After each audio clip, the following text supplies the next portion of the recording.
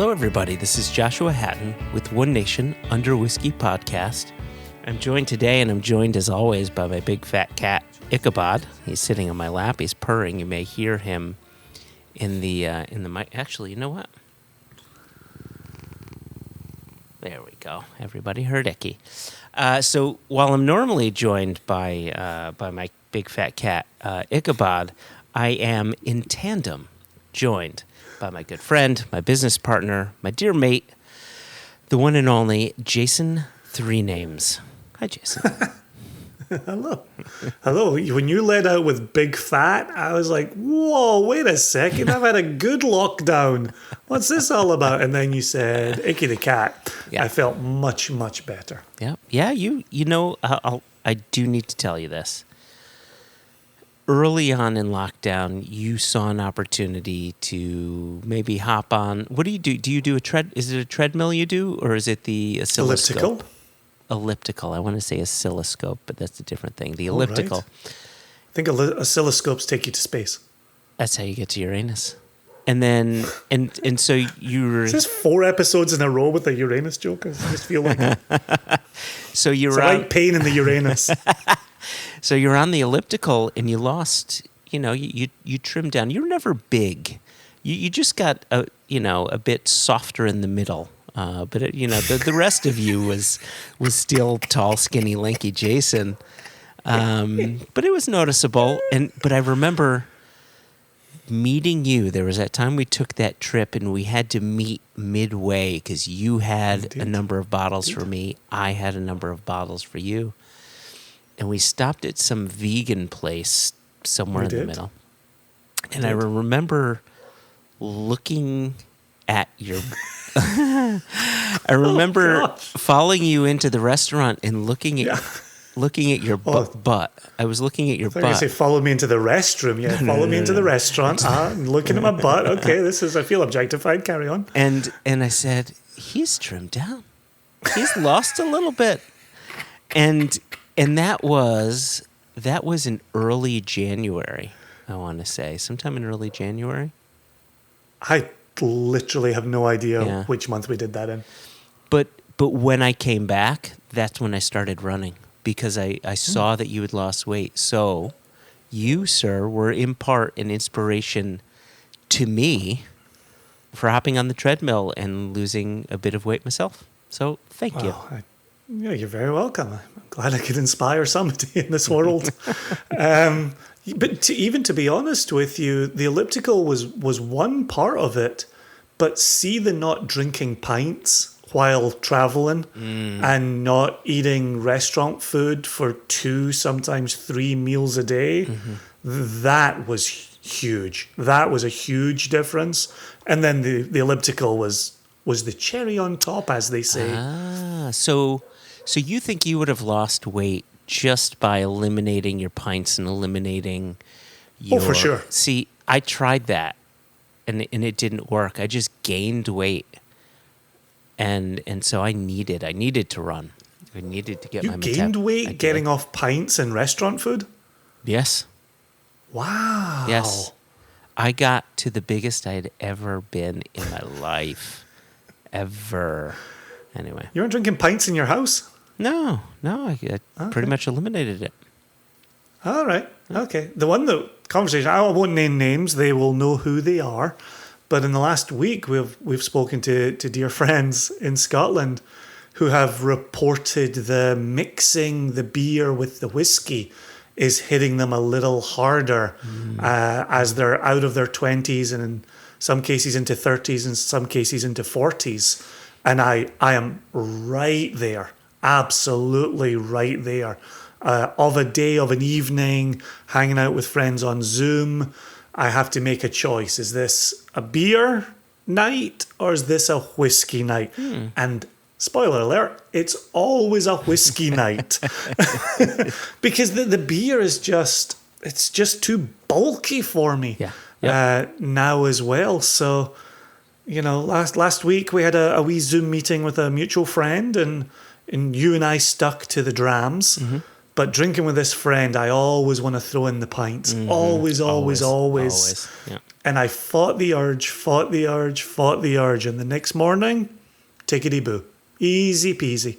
Had not a care in the world as I went to my kid's soccer game at 10 a.m. You've said that about the pints, where you were getting the heartburn from them, but then also the bulk, right? Yeah. How do you find do you ever do a beer and whiskey night in tandem? Never, ever. I only do, a half and half, something like that, beer and whiskey when I'm traveling with you and going to Scotland. I don't even think when we travel, if we're having a dinner or something like that, I may do a pint during dinner, and maybe we do whiskeys when we get back to the hotel, or maybe if there's a decent list, we'll do whiskey afterwards. But they're never in tandem. They're never side by side. But sometimes that's because you exercise better judgment. I remember back to us in Kentucky, and we'd said this on the podcast at the time. After drinking drams with friends, I wanted to stop in at a pub for another pint, before we got back to the hotel. Very true. And partly you were saying, nope, that's a bad idea. And then partly it was closed. And so it didn't get to be an idea at all. But that's absolutely my weak spot. Like, put enough drams in me, I'm ready for pints. Yeah, well, to go along with it. Who was it? There was someone, I want to say he may have been a Dutchman, who called you the most dangerous man in all of Glasgow. Macdef is, of course, the online name for Stefan Brauner. Yeah. The Dane. Yep. And so, yeah, and what's funny is he did all that damage to himself in Glasgow. I was just along for the ride. No. I was just supportive. I don't believe any of that. You cajole. You definitely cajole. I prefer the word... I don't like the word cajole. I like... Force upon? See, we're getting worse, getting colder. I think what you did, Jason, is you inspired him. I think that's... Okay. I think you're inspirational. That I would live with. I don't know if you're inspirational or aspirational. I think it may have been a bit of both. Yeah, I was surprised when he said that about me. I thought we were just having a lovely night. I was not surprised at all. I've had so many Glasgow nights with you, with me and Murray holding you up, making sure you can get to hotels. You're not sleeping in bathtubs. The whole thing. I don't think I've ever slept in a bathtub. Not to your knowledge. I've thrown up in a few. Someone's at my front door. Let me go see what's happening. Yep, you do. I'm not sure what we're expecting today. Oh, it's UPS. Moving right along. Footloose and fancy free. I don't think I've ever slept in a bathtub. I feel like I might have thrown up in a few though. Why not both? Jason? Back in the day, not now. No, yeah, no. Not as a professional man in his 40s. Come on. Let's not be ridiculous here. Okay, let's put exercise and weight loss and you being a terrible influence on people all to the side. Today we've got both Jason Parker, who we've had on the podcast before. He was actually season 2, episode 19. Believe it or not, that was November 2018. It's almost... Yeah, we mentioned that in today's interview, and it's just insane how the time has passed and what has happened in that time as well. Mm. And we also had Jeff Kanof on the podcast before, but he wasn't featured. He was one of a few people that we spoke to at a Whiskey Jubilee Seattle sort of wrap-up episode. I do recall. Right? Yeah. So, but now we get to talk with both of them this episode. It's so nice having Jason back and talking more in depth with Jeff. What were your takeaways overall with this conversation? Well, on one hand, I always like talking with ownership, right? Where you get the nuts and bolts of what's going on economically within a distillery. That's always of interest. But then to be talking to both about how their releases come together and talking flavors and talking about taking this cask over here and will it go with that cask over there, or will that cask tell a story as a single? Will that cask tell a story as part of an ensemble? Like that Yeah. those types of flavor conversations. I would hate for us ever to get to a place where it's one type of conversation or another.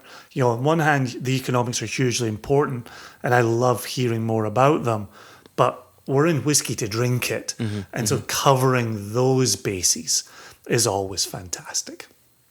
Yeah, it's interesting what you said about, is this cask for a single cask? Is this cask for as part of a marriage? I remember, staying within the whole Seattle crew here, right? I remember going to Westland and we had brought, 22 or 25 Single Cask Nation members there to select a cask.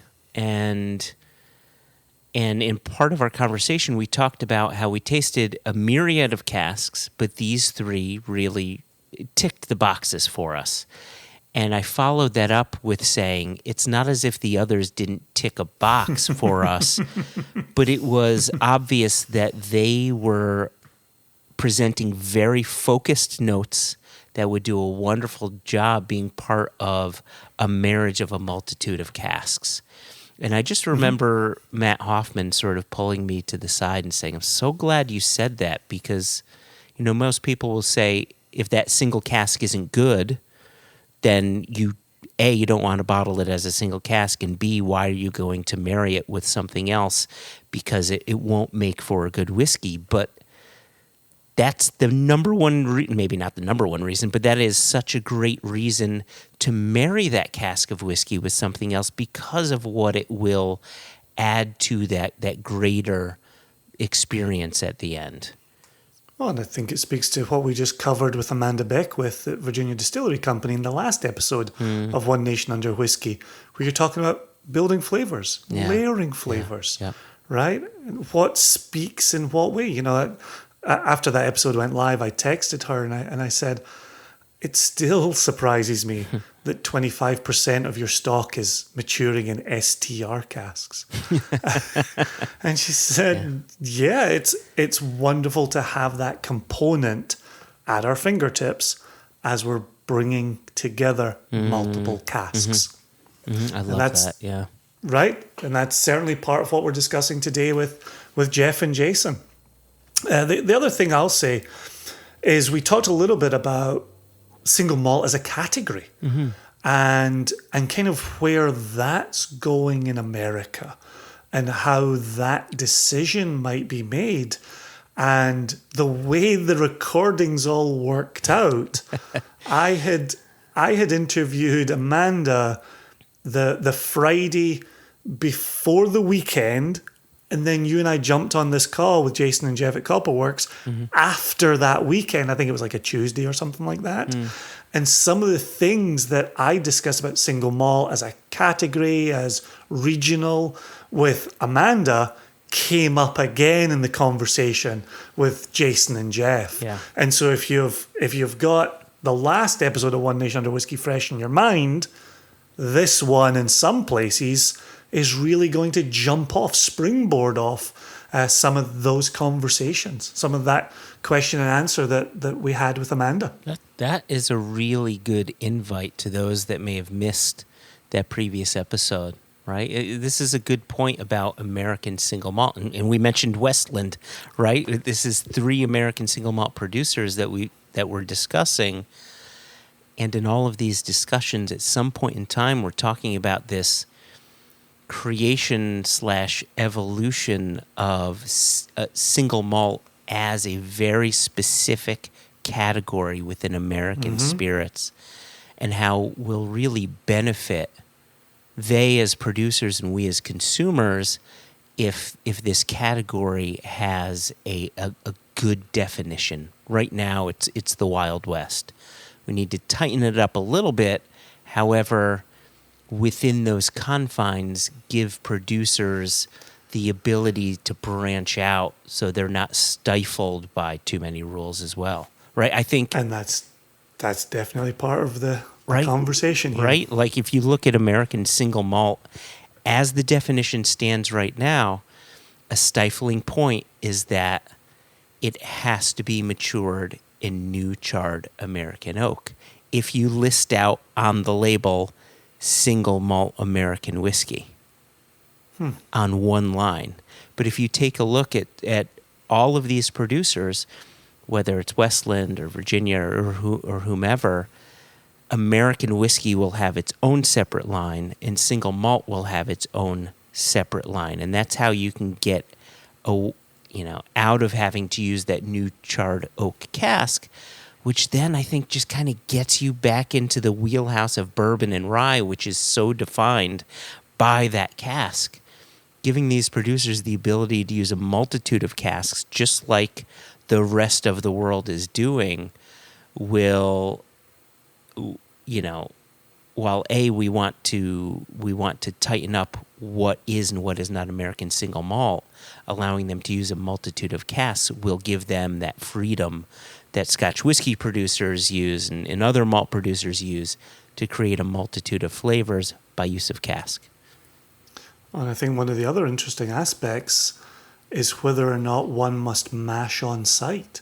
And as we're going to talk with Copperworks today, they're not mashing on site, they're bringing in the mash. Yeah.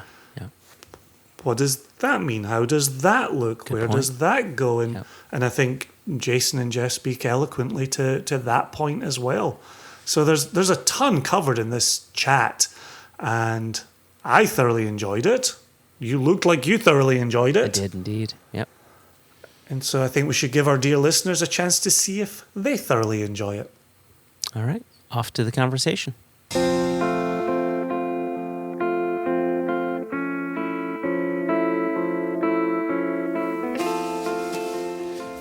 So here we are with Jeff and Jason from Copperworks, a wonderful distillery in the Pacific Northwest, just right in Seattle. And I was having a conversation with my wife over lunch that the last time I visited, you still had a 2-lane overpass in front of your building that came between you and Pier 29. Are you as far down as 29? No, 56. 57. 56 across Alaskan Way. That's right. And that's now gone. How is life without a 2-lane overpass in front of your windows? Clean, quiet, and full of mud because they're still putting in the roadway and then they're putting in the park. So 2024, or let's just read that as 2025, is when it should be really done. The new, Oh my goodness. the seawall got built about 5 years ago. The viaduct got taken down 2 years ago. The park is going in. The the aquarium is building a new shark tank on our side of the street, and the ferry terminal is being rebuilt. So that's all supposed to be done in 2025, and they're thinking they're going to have about 21 million tourists a year on the waterfront. Oh, my. 3 times what they have now. Goodness. Wow. And that was actually a question I was going to ask. Obviously, here we are, summer 2021. We've all been dealing with the pandemic for a long, long time. In talking to distillers, both here and overseas and around the world, that loss of foot traffic is incredibly significant. And in talking to distillers, part of the business plan is foot traffic, people coming into your tasting room, people walking out with bottles in their hands. And so we unfortunately haven't had too much of a chance to talk during the pandemic. How has that looked for you? What have you lost? And if possible, is there anything you've gained? Jason's already laughing at that question. Well, the first thing we lost is we lost Jeff. He lives in Tacoma, and he has a not quite 2-year-old daughter. And in order to keep her safe, he has pretty much needed to work from home entirely for this past year and a half. So I have seen Jeff now 3 or 4 times in a real person in the past couple of months.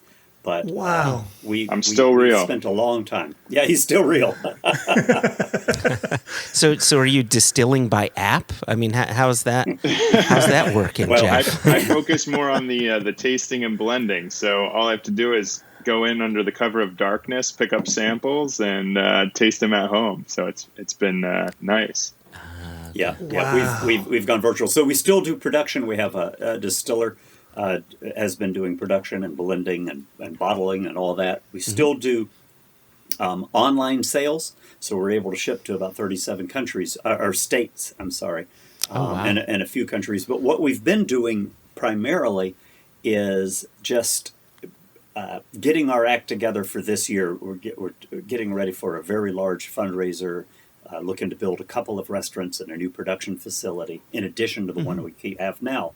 And so we've just really been putting all of our energy lately into that effort. But we did lose almost 80% of our retail traffic. And by retail, I mean not only in the store, but we also lost a lot to grocery stores and liquor stores, bars and restaurants. You know, the grocery stores and liquor stores apparently were doing well for the less expensive products, but we were only up about 3% there, but down, closer to 80% other places. So it was a tough year. Got it. Yeah, and to get back to your so- original question, I mean, it's definitely a huge part of our business model. I mean, where we are, right in the sort of tourist zone of Seattle. Yeah. And that was intentional. Not only is it a way to get revenue because people come in and buy flights and buy bottles, but it's really most of our marketing plan. We don't spend marketing dollars elsewhere because we've invested in that location. That's really our marketing dollars. So we spent, 12, 13 months without getting any return on those, marketing dollars, so to speak. Oh, that's so tough. So I'm going to ask a potential sensitive question, and feel free to say, we're not answering that. But We had $1 there, for every time Joshua offers that caveat in an interview. and no one's taken me up on that dollar. Yeah. I am $1. I remain This as rich as I was might before. offend you, but let me press on. Was there any point in time where you're losing all of this revenue, you're losing all of these sales, where you said, there's a chance we may not make it. There's a chance we may have to shut this down? Or did you have contingency plans in place to safeguard you from that potential? Well, I'll start first. We were fortunate in that right before the pandemic, we had been working on our first capital campaign. And the day that they closed all the restaurants was the day that we launched our campaign. So we happened to have raised $750,000 right in the beginning of COVID. And that allowed us to work all the way through. As a matter of fact, we produced more whiskey last year than we've ever made. But that didn't mean that we were out of trouble. So we actually lost one distiller. He left the industry. He went back to school, is studying to be a computer programmer. We had to lay off tasting room manager, but he had another job waiting for him, and he's coming back in 3 days to start full time again. So things we were lucky. I'm surprised at how few places did completely close down, and the ones that did had already been thinking about it pre-COVID. So it wasn't their COVID didn't knock them out entirely, but it gave them that impetus. But it also opened up some opportunities for us. We talk about it as a reshuffling of the deck, and that means that a bunch of people who were on top are now no longer on top and offering us opportunities to come into that market or come into that bar or restaurant, or even come in and open a bar and restaurant where there previously had been one. So, I'm both sad that we were so close to breaking through into some really good profitability numbers, but also happy that we survived it and have a whole bunch of options coming up. Yeah. And so, and so with that in mind, as the country's opening up again, are you able to bring people in? Are you getting that foot traffic? Do you have to limit it? How are you how are you adapting with the opening of Washington State? Jeff, you take that. Yeah, so we are open now, and we're currently open 5 days a week with limited capacity. Essentially, we have fewer tables in-house than normal, and we're sort of saying, in order to taste, you need to be seated at one of these tables. In August 1st, we'll open up 7 days a week. We don't technically have to have limited capacity anymore, but we're kind of making that choice because we feel like, there's still some potential for this thing to come back in a pretty bad way. In fact, we're seeing that in the last couple weeks, unfortunately. And B, we feel like, with our limited staff and some of our new team, we're just giving a better experience by limiting the capacity a bit. And that's always been on top of mind for us. We don't just want to have a tourist location. We really want to give a good educational experience about spirits in general and about Copperworks. So having that slightly limited capacity during this time is allowing us to really, give that experience to everybody that comes in. But we are seeing a lot of people on the waterfront. So people are back out there and ready to go to restaurants and come taste and enjoy, some sense of a normal life again. It's funny because we used to just pack them in. Tourists would come in and we'd just make room for them to stand, and the place would have, elbow to elbow, shoulder to shoulder people in there, none of them having the experience that we wanted to offer them because they were too packed in. And with COVID, we were forced to take more of a restaurant approach, and I don't think we're ever going to go back. We feel better about asking people to wait until there's a table and then offering them a great experience instead of being, oh, sure, come on in, just stand around like, cordwood and we'll stack you up and pour whiskey on you. Yeah, because so you guys have been a lot better. You guys have been in our space. It's not huge, the tasting room space, so it's not as if we can just say, okay, let's have more staff. That doesn't solve everything, because it still becomes this thing where our staff can't even get to people because there's so many people in the way. So limiting it a bit is really helpful for everyone, I think. Well, and that's such an interesting statement that you make there, Jason, where we've gotten better at having people wait. Whereas I can imagine if someone's at your door, you don't want to lose a prospective sale or somebody learning about Copperworks for the first time. But also, I think if they really do want to learn about it, they will wait. And if somebody doesn't want to wait, maybe they weren't going to be a regular customer of Copperworks anyway. I'll put it this way, Jason. If we had a bad review on Yelp or TripAdvisor and the bad review was so crowded, couldn't get in, I would be okay with that versus got in, I was ignored, nobody talked to me, and I didn't learn a thing. That would be a bad review. So we're opting for the better of the bad reviews. No, I like that. I like that a lot. I also want to circle back to something you'd said earlier as well. And every time I speak with you, Jason, you've got such a sense of the industry. And this is my version of the Joshua a moment ago. I know not everybody likes the word craft industry and craft distilling, and I know one day we'll come up with a better one, but it's the one we're using for the moment. There was a sense in what you were saying a moment ago that in the pandemic, the consumer moved to, let's call them more affordable, maybe more well-known brands, maybe more easily accessible brands. What do you think that says about the industry that you occupy? This American single malt producer world. How's that looking? And is it something with which we spoil ourselves in good times and then we forget about in bad? Or is there more to it than that? What are you seeing? Well, that's a great question. And of course, nobody has the crystal ball. But here's my perspective is that, it was interesting when the pandemic was first announced and we had to shut down. We were all told it'd be 2 weeks, and then we were told it'd be 3 weeks, and then it's probably going to be a month. Okay, gosh, 2 months. No, 3 months. No, 6 months. No, a year. Who knows? And all of that at first led to well, if I'm going to spend 3 weeks, I'm just going to go out and get my favorite booze and I'm going to kick back and enjoy a short vacation.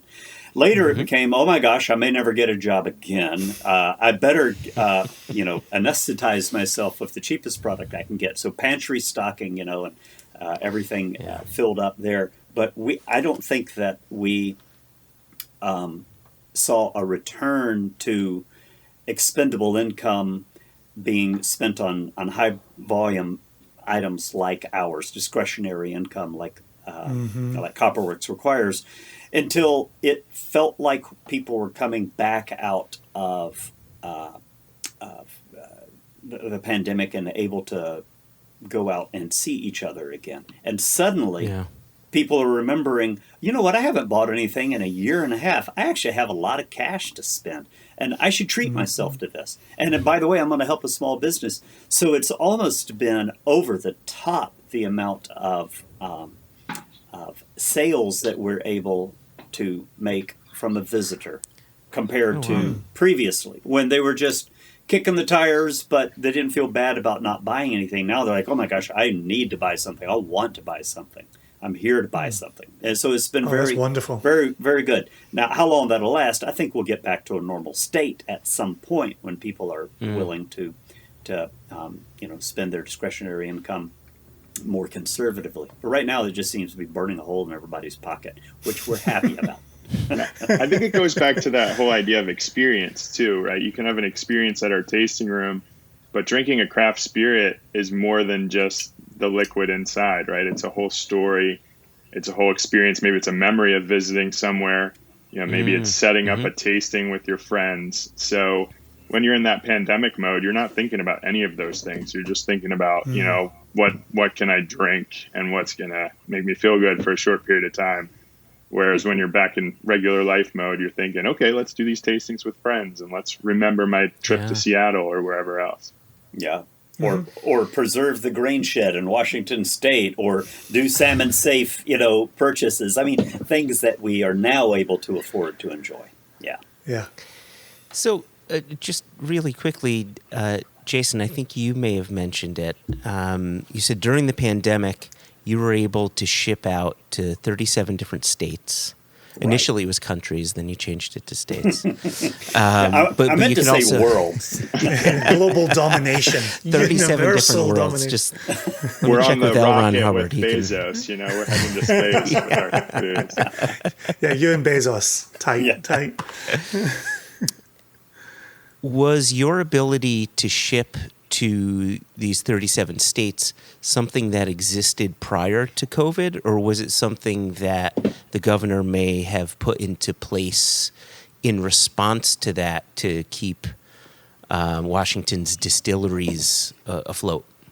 No, we're fortunate. Washington has, for about 5 years now, had that ability to ship. Okay. So we not every state, not every state has that ability or that privilege. And we feel very lucky. And it is one of the things that's kept a lot of the distilleries in Washington going through the pandemic. It also is increasingly more and more states. I've mentioned my home state of Kentucky is where I come from. But unfortunately, until last year, we weren't able to ship to Kentucky. So my parents couldn't get bottles there, because we don't distribute there. It is sort of bringing coals to Newcastle, I understand. But now we're able to ship directly to Dad. So they made that leap. Okay. And everybody should support the bill that would allow the post office to ship spirits. That's yes, absolutely. In the news right now. So write your representatives and tell them you like that idea. Gosh, that would be magnificent. Is there a deadline to that decision that you're aware of? There probably is a deadline, but it's not at the top of my head at this moment. But right now is a good time to reach out to representatives. Okay, so people need to act as if the decision is being made tomorrow. So you need to make make your voice known today. Yeah. Okay. Yeah, the post office may not make it till tomorrow if we don't act. So yeah. Yep. Act today. Jeff, so swinging over to you here, you were mentioning in passing that yes, you're in Tacoma, but you're in charge of tasting and blending. This is our first chance to really, stretch our legs in conversation with you. Can you tell us a little bit about yourself and really what your role entails, what that looks like? Sure.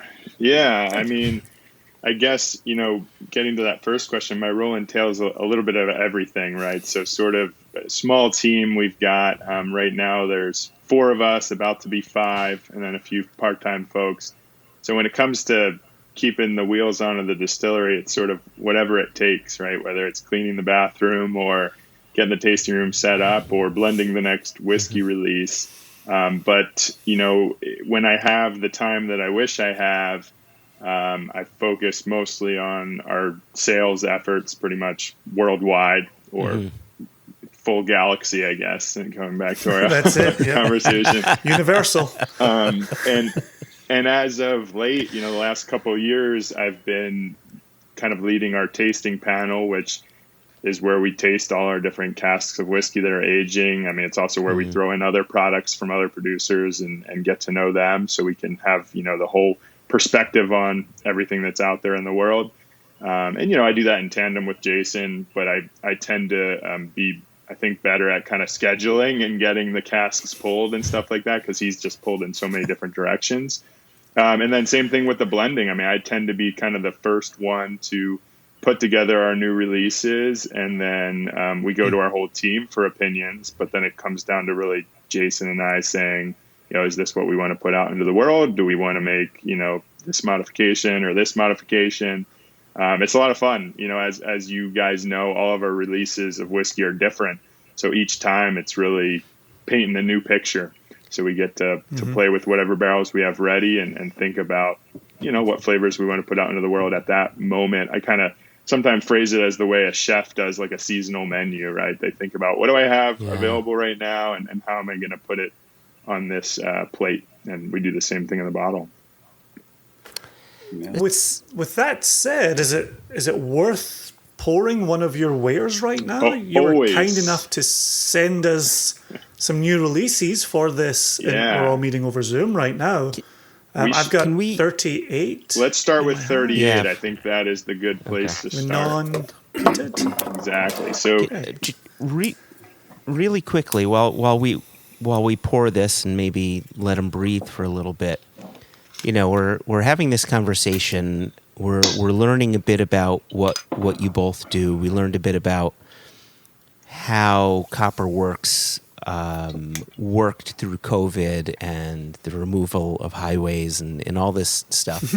but I realized 2 things. I realized that there's likely a fair number of listeners to which Copperworks is a new name for them, and so maybe during this tasting process, I wonder if you could talk about what people should expect for Copperworks and what you're trying to put out there as a single malt producer. How do you put forth your products based on what has inspired you? And just very quickly to give a plug for Season 2, Episode 19, I spent multiple hours at the distillery with Jason Parker. True. We did a real nice deep dive on all things Copperworks. That would have been around about end of summer 2018 that we hung out that day. So please also, for listeners hearing about Copperworks for the first time, go back into that episode. But I'm on board with everything you've requested here, Joshua. Gentlemen, the floor once again is yours. Here will be something really fun to determine is if our answers now have any relationship to the answers we gave 2 years ago. That's a good point. But I'll start first because I think it comes a little bit from Micah and my backgrounds in that. So Micah Nutt is the co-founder of Copperworks. He and I had been homebrewers together for a dozen or so years, maybe even 20 years before we opened the distillery. And I'd been a professional brewer since 1989. So our value to the industry, we felt, was in fermentation and the use of malt. We felt like we were brewers who had a knowledge of the first steps, which was making a wash. The difference is we wanted to make a very high quality beer as opposed to a sort of traditional wash. And so the way we were going to do that is using all of our brewing techniques, brewer's yeast, brewer's sensitivity to bacteria and wild yeast, so sanitation, and then even brewery fermentation profiles and conditionings prior to entering into the still. So everything was predicated on making a high quality beer. Now I use the word beer because it is brewed at a brewery just like a beer, but there is one exception. There are no hops. So it's not technically a beer. But it's important to think about it as a beer in all other aspects instead of traditional wash. That's kind of our baseline, so much so that we put on the label, from great brewing comes great spirits. And that tells the story about what we started. Nice. Yeah. After that, it's all much more traditional distillation, and the barrel aging program is much more experimental than it might be in a traditional distillery, but focused right now on first virgin oak. So first fill, in our case, meaning virgin oak, really high quality aged staves and long toast and lighter chars. And then we're refilling those casks. And so, Jason, this is something that we hadn't a chance to talk about last time. We're now super excited about the quality of product that are going to be coming from what we call our second fill. So, the second time we've put whiskey in our casks. Yeah. Yep. And what's delightful about that is it's not over oaked in only 4 years. We're able to give it more time for oxidation, esterification, and maturation. So I think we're going to come up with some really cool flavors, which will give us almost 2 categories of whiskey: new oak whiskey and first fill whiskey. We can release those separately or blend them together and even have new flavors. Yeah, for sure. Very nice. For sure. Yep. Cool. Thank you for that. Yeah, and Jason and Micah's beer background has really led us down this rabbit hole of focusing on the malt. The bigger distilleries often will treat malted barley as a commodity product. For us, we're treating it more the way grapes are treated in wine. So we're thinking about what variety it is, what farm it's grown on, even what year it's grown in. So it's really this deep dive into the barley itself and seeing how that influences flavor. And not only how it influences flavor, but sort of what are the varieties that we can grow best in Washington. So, since we opened, we were very focused on beer and then producing a great whiskey. And now we've kind of shifted to add a part that's focused on making a great Washington whiskey. I think if you asked us on day one, is your ethos about Washington? We might have said, well, yeah, we're in Washington. But now it's, with the barleys we're using and some of the local peated product, which we'll talk about later, it's become a bigger focus going forward. Brilliant. Yeah. So we have release number 38 in our glass, which is 50% alcohol. that's right. Yes. And, we almost always bottle in triple digits, not because we're trying to show off, but because we think that's where it tastes the best with the longest finish. And we try to make it so that it's not burning, but that it's the maximum flavor. And for us, that tends to be around 100 to 106 proof. So 50 to 53. Gotcha. I tell you, just nosing this, the scents are coming at me fast and furiously. Not to be confused with Vin Diesel or any of those fantastic movies. But when I first nosed it, I was getting this coffee note and then a bit of chicory or like a birch bark going on. And then it went to caramel. And then I got a little bit of like even grape juice, like a Concord grape juice sweetness. And then that went away. And then came back some of that caramel, and now I'm getting some brown spices in there as well, like baking spices. And so this is really running the gamut and is offering up different scents than I'm familiar with, not just from a single malt perspective, but more specifically from an American single malt perspective. And so I wonder if you can talk about where some of these notes are coming from. I haven't sipped it yet, but Jeff, it'd be great to hear from you. Yes. What's So going on I here? think it's great that you're picking up all kinds of layers of aromas right off the bat, and I think that really comes from the different elements that go into this. So this is kind of based off of a varietal of barley called Baroness, which is grown out in eastern Washington by a single farm. He's the only guy that grows that variety in the world. So it's a pretty rare variety of barley. That's gonna give, in our experience, a little more of sort of grassy hay, more grain focused notes to this release. And then we have a couple of just pale malt barley. So, I mean, of course, the Baroness is pale malt as well. But when I use pale malt generically, it's more of just the typical commodity malt that, a brewer would use. So we used a lot of that in our past. So we still have some really nice barrels that still makes great whiskey. That's going to bring forward some of, what we used to call classic Copperworks when we first started, some more of the typical kind of malt profile that you would get, and then you're going to get a lot more of the regular American whiskey flavors from the barrel, from those barrels, vanilla, caramel, baking spices, and then the big contributor to some of these really interesting flavors is this has 5% Manzanilla sherry cask whiskey used in this bottle. So it's a small amount. It's quite enough to be detectable, but it's not so much that you say, oh, this is a sherry bomb or a sherry finish or a sherried whiskey. It's just there kind of balancing out some of those classic whiskey flavors, some of those more, grain, grass, hay focused flavors. And then you get some of the sort of dried fruit, dark fruit, maple things that you get from that sherry element. I'm so happy to hear you mention Manzanilla, because I got such a big gingerbread component on the nose. Yes. And I was asking myself, is that coming from new charred oak? And as soon as you mention Manzanilla, I think that just delivers it so nicely. But then only 5% of the overall makeup. I like what you're talking about as a complementary note that goes with the grain, goes with the other barrels. So this is really delicious. Yeah, and as you to know, it's quite common in the Scotch industry to do finishing in sherry. We've found that it's really nice to be able to do a primary maturation in a sherry cask and then be able to use it as we choose. So when we're doing our blending and our taste panels, we can try it at 2%, 5%, 8%, 20%. And see what the difference is. We have so much more control than if we just stick it in a sherry barrel and then all we have to do is, figure out the time.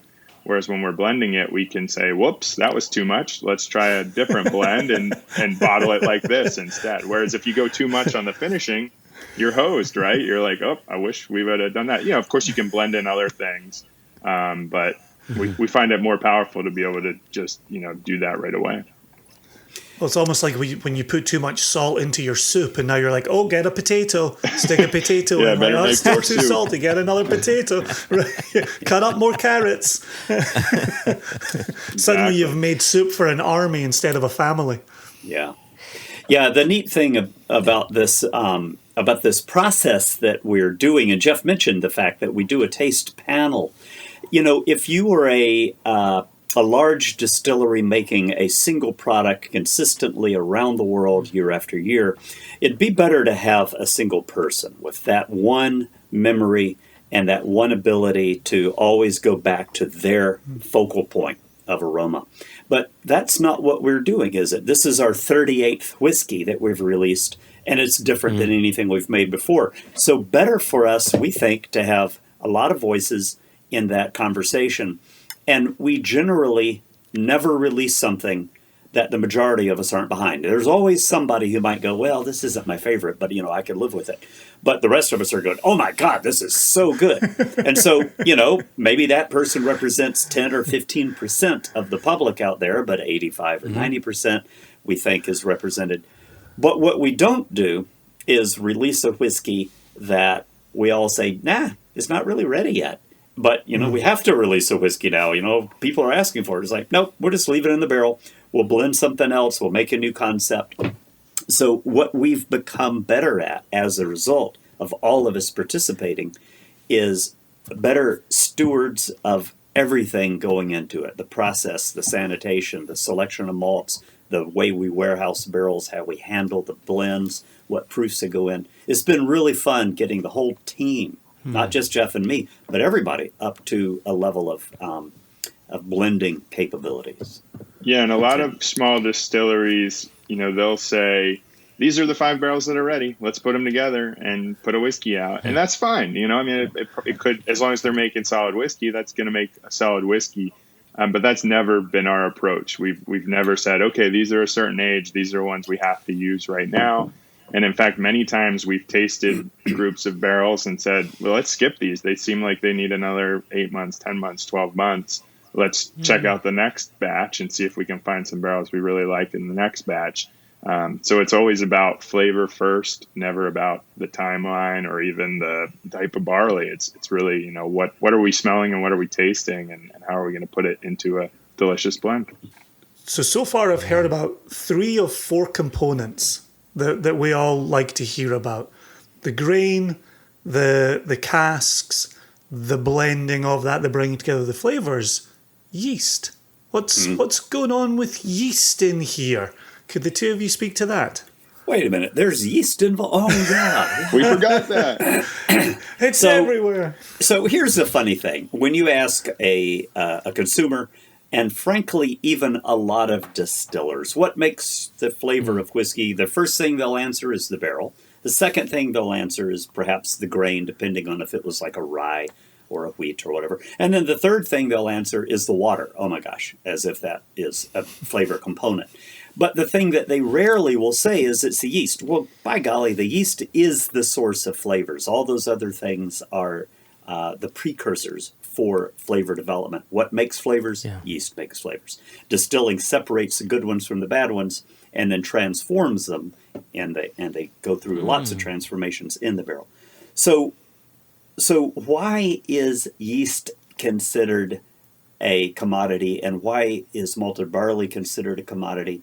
Because it helps you make a consistent product. But if you've relaxed the need to make a consistent product, then you actually get to enjoy bizarre combinations of flavors.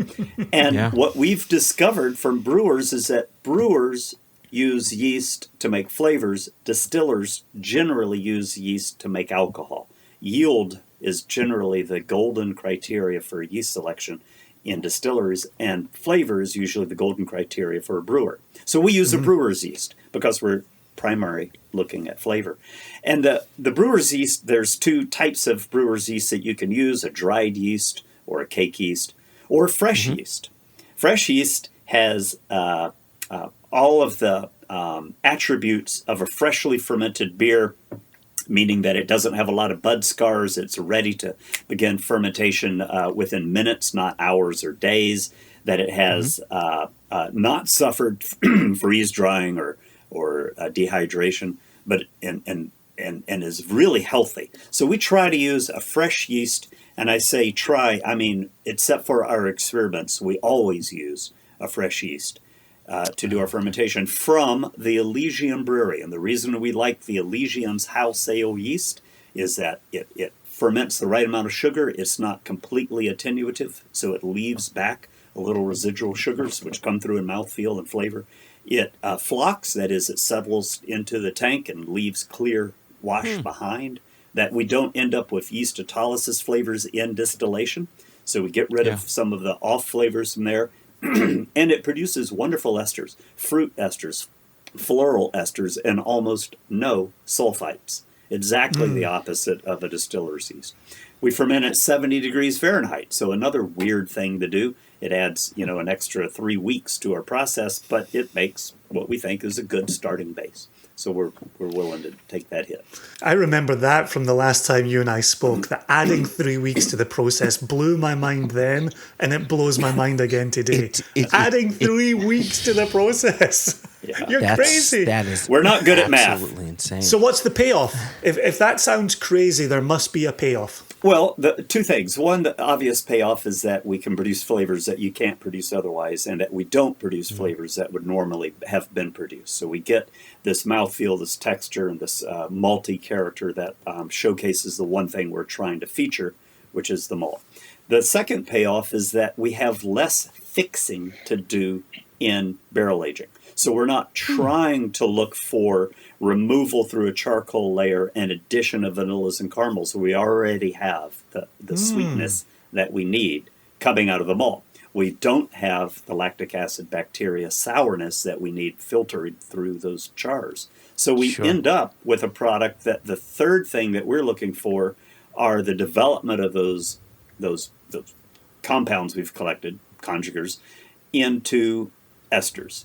And that's why we keep our temperature in our warehouses consistently warm, 70 or between 70 and 80 Fahrenheit year-round. Right. That optimizes esterification. It doesn't optimize removal and addition through the barrel, but it does optimize that oxidation esterification. So we get about 3 times the aging, or I should say the maturing, that you would in a warehouse that gets cold half of the year. So that's good value. I know Josh was going to follow up on the wood. Yeah. If I can just follow up on the yeast for a second here, you started to answer a question that I hadn't even asked you yet, which is why I'm always so impressed by you. You started to say yeast is connected to mouthfeel. Yeah.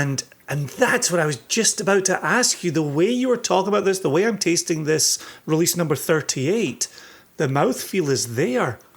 It's coming from the yeast?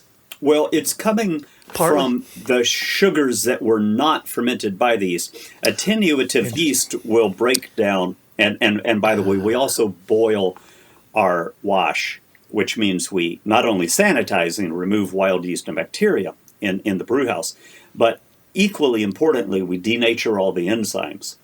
Those enzymes would normally be in the fermenter during fermentation, continuing to break down complex sugars into fermentable size sugars like dextrose and glucose. So we're left behind with maltodextrose, maltotriose, things that brewers know add mouthfeel and flavor to their beer.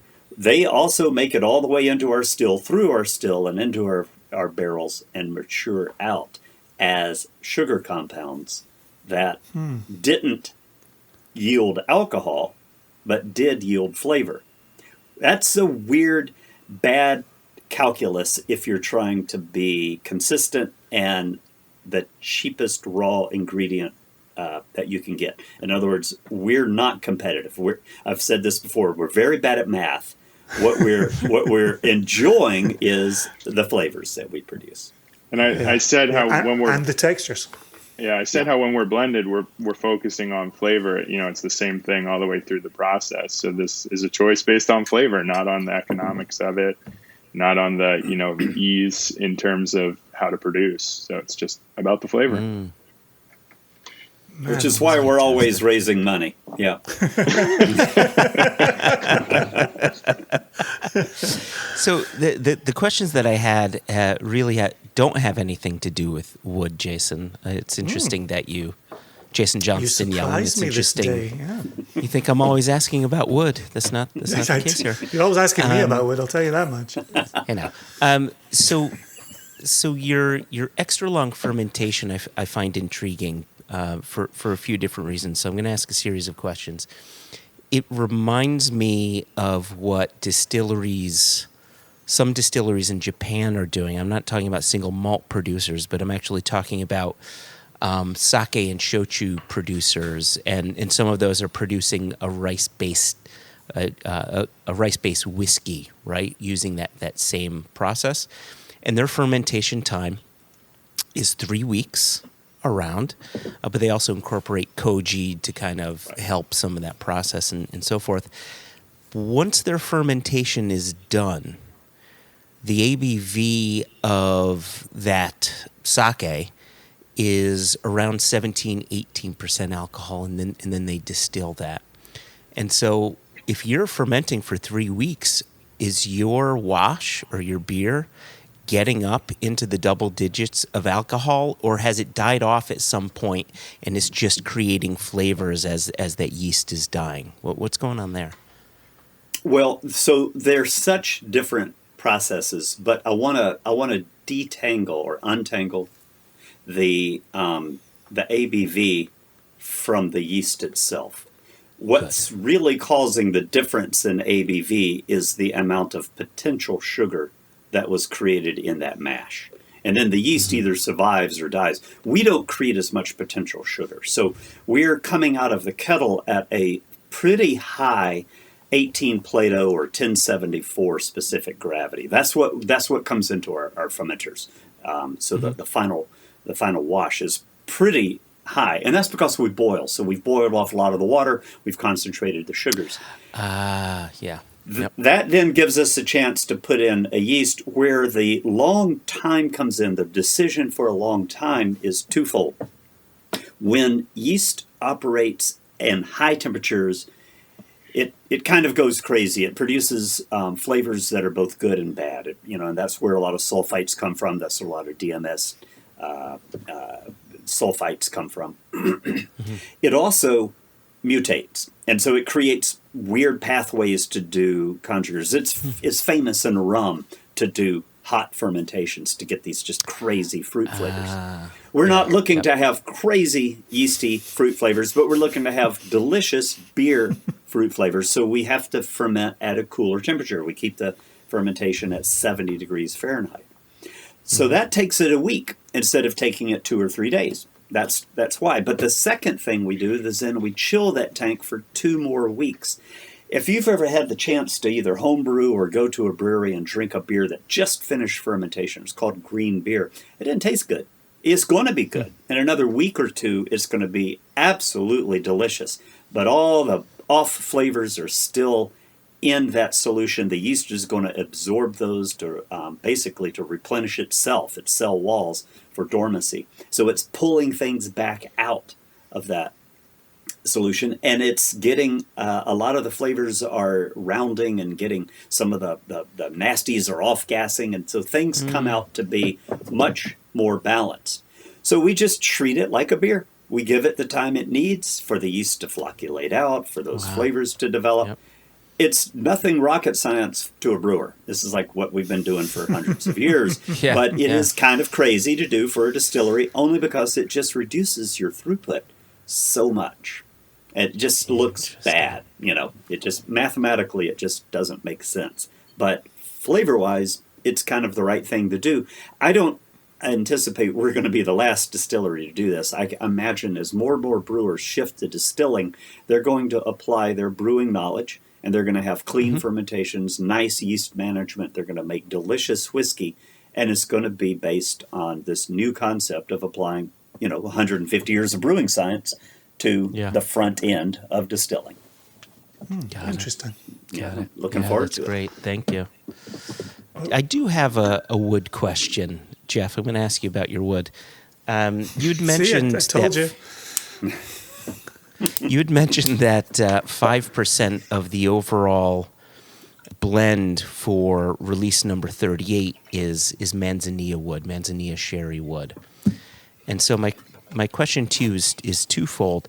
Is the remaining 95%, actually maybe threefold, is the remaining 95% virgin oak? That's question number one. And then A, if it is, or regardless, do you have a specific char that you look for in your oak? And there you go. There's twofold. I'll give you the twofolds. Sure. I'll answer both of those and add some extra in there as well. So, yes, the remaining 95% is charred new American oak, virgin oak, first time using in the barrel, whatever terminology you want to use for that. We treat our barrels very well in that every barrel we use for whiskey is yard aged for at least 18 months, typically 2 to 3 years. It's also going through a long toast and then various levels of char. So I think if you asked us today, we'd probably say for our new oak focused whiskey, we're looking at char number 2 or number 3 as kind of our sweet spot. We have played around with number 1. But we don't feel like we get enough of the vanilla and the caramel, baking spice, kind of those classic American whiskey flavors. So while it might be slightly better for the malt notes, we actually think the reused barrels will be the best for that. So we'll focus there for the malt flavors of the particular varietals. And we think at char number 2 and number 3, you still do get some distinctions from the malt. It's just not, all the subtle notes from it. So that's kind of our sweet spot at the moment. And we'll see if it continues to play out that way. Is Manzanilla something that you've incorporated into your releases before, or is this just another version of, hey, we haven't done that before, this is new, let's give it a go? Yeah, it's mostly the latter. So we have quite a few sherry casks that are maturing in-house, mostly Fino, Manzanilla, and Oloroso. We have had one PX barrel, although we use that for gin because we wanted to bring kind of that sweet layer to the gin. We have used Oloroso in the past. We actually did a single cask release of a Fino sherry that was released 33 fairly recently. This was the first time we used Manzanilla, and this one I think is exactly what you said. It's sort of something new to present, and I'll tell you exactly how that played out. So our last core release, which is sort of our non-special releases, even though as you're hearing, pretty much every release is somewhat special, but they're the ones that have sort of the normal price tag on them, if you will. So our last one was 35, and that was actually Baroness, Pale Malt, all in New Oak. So this 38 is actually Baroness, Pale Malt, and then a bit of the Manzanilla sherry. So it's kind of a fun addition. We sort of showed the Baroness off on its own, and now we're adding that sherry layer to it. So, in reality, we should have sent you a sample of 35 because it would have been fun to taste it side by side. But, live and learn. We'll do that. You've got our dresses. Exactly. And then the one last question regarding maturation, but as it relates specifically to your releases, can you share the number of bottles that usually comes out in each release? Definitely, yeah. So some of the really special ones are single casks, so they can be as low as 215 or so at cask strength. And then our largest release is usually, I think, 9 barrels is the max we've ever done. That's actually what release 38 is. So this one is 2,119 bottles. So really small. We use the word small batch on our label, and we mean it. That obviously, as you know, doesn't have a legal definition, but I think we're safely within whatever definition people would give to it. 2,000 bottles seems fair. Yeah, that's it. That does seem fair. That does seem fair. So while we were talking about this, I see Jason Johnston Yellen had poured release number 34, and I've had it in my glass for a little bit. And this is your peated release, and I wonder if you can talk about that, because I know some single malt producers are running peated malt, and some single malt producers, rather than dealing with peated malt and having to clean the stills and all of the equipment afterwards, will put that spirit into casks that previously held a peated whiskey. So can you talk a little bit about the process of making this one and your process surrounding peat in general? Yeah. Well, let me jump in on that real quickly, because I want to give kudos to Matt Hoffman from Westland Distilling. Matt and me and maybe Jeff at Copperworks, we were all interested in a peat from Washington State. We had all done Google searches and discovered that there was some articles in the 1956 range, somewhere around there, that actually identified almost 450 peat bogs in Washington State and was making a case for how they should be commercialized. Now, this is back before wetlands were the importance of wetlands was identified. Fast forward to 2020, or actually about 2017, and Westland had the resources and the vision to act on that. They discovered that there was one peat bog in Shelton. It was being mined commercially for gardeners, and that peat was being sold. They worked with Skagit Valley Malting to mine that peat from the bottom of a lake, pull it up, wash all the mud and sticks out, put it in a pile, let it drain, squeeze it, pelletize it, put it into a smoker, blow that smoke into a drum while the malt is drying and flavor the malt with that. Copperworks had been open for a few weeks when this is going and making whiskey, and said, yeah, that's something, or I'm sorry, a few months. And we said, yeah, that's something we'd like to also participate in. So we all, the same week, were making peat whiskey from Washington State. And we were fortunate at Copperworks that we put it in new charred American oak. With the number one char, we were trying to keep the char from removing any of the peat characteristics. Sure. It took about 2 years, and it was delicious. At 3 years, it was really delicious. And at 4 years, we said, we've got to get this out of the barrels before it literally overwhelms the peat character. Yeah. We called Westland and we said, guys, you deserve the credit for the discovery of this peat and manufacturing the first batches. We're not going to release this until you release yours. We're just going to put it in glass and let it sit. Yeah, that was great. And then COVID hit. Wow. And we said, you know what?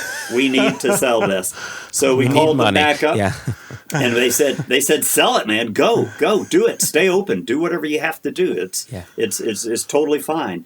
And so we still intend to do a release with Westland when they're probably about 1.25 years out from releasing their version of it. Their version was in bourbon barrels, and it's also going to lose a lot of its character because his first batch of peat had very little peat character compared to what you might find in Islay. Those really big phenolic band-aidy kind of flavors. But it's delicious in the finish with that smoke coming through. It reminds me, in a way, as you said, Joshua, of a cask finished whiskey, in that it sneaks up in you in the end instead of in the front. And all that is the diplomatic way to say that this is the first ever whiskey produced with U.S. sourced peat. Yeah. Yep, that's why we can make those crazy claims once we give Westland a little bit of credit,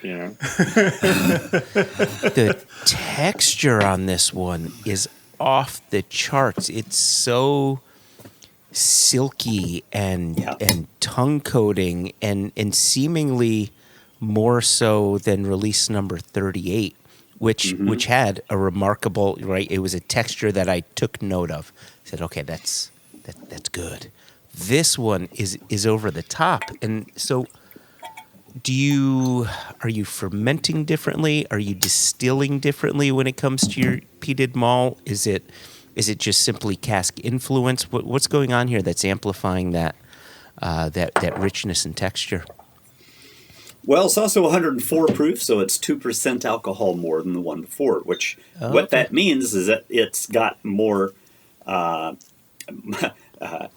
flavor molecules per drop than the previous one. But more importantly, it's Copeland malt. It's a different malt than the Baroness malt, which was featured in the other one. Baroness malt is sweeter and a little thinner, whereas Copeland is not as sweet, but a little oilier.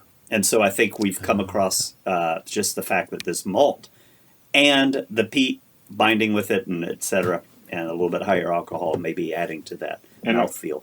And I'll also say that I find our whiskey from sherry casks tends to be, I would say, maybe a little bit sharper because of some of the sulfur notes. So it's not quite, it doesn't quite have that like unctuous mouthfeel that our whiskey gets in New American Oak. So release 38 having a bit of that tones down the mouthfeel, just a slight amount. It's interesting that you say that. If you just walked up to me in the street and gave me 38, I would talk about the mouth texture of it. It's interesting when you're knowledgeable about all the casks in your warehouse, you're able to make statements like, that one's got slightly less mouthfeel than normal. Still a ton. It's not missing anything. Yeah, and I mean, that's why we tend to not do, single casks from sherry, because we find that we lose that mouthfeel too much. But when you're doing 5%, 10%, you can get those nice, beautiful flavors and aromas from the sherry and retain all the beautiful mouthfeel that we get with our whiskey when it's in new oak or even first fill, whatever you want to call it, our reused barrels. On behalf of our listeners, do you know a ppm measurement on No. your Washington peat? No, we don't. As a matter of fact, I'm not even sure that phenols are part of it. So when you talk about phenols as a parts per million in a Scottish whiskey, you're talking about a peat that has been, primarily from sphagnum moss of a particular variety. I'm not certain that that's what this is. A lot of this is tea myrtle. That's more of a bush, and that means it's more woody and has more sticks, and they burn more like campfire than they do like smoldering moss. So I'm not even sure that we have, 6-chain double bonded carbon phenols that we do in this that we would in a Scotch. I hear you. I'm definitely getting subtle Highland peat notes going on in here. And I think it is easy when you see the word peat on a label to only think of Isla peat and totally. medicinal. But we've done so many tastings where someone says I don't like peat. What they mean is they don't like heavy medicinal iodine-y Isla peat. You pour a Highland peated whiskey, and suddenly they say, "Oh, I like peated whiskey. I never saw that coming." So the honey it's notes, because it is right, Yes. fragrant wood smoke. It's a different beast. We were at our first whiskey festival this past Saturday for ages. I don't know, it feels like 100 years, but I guess it was about a year.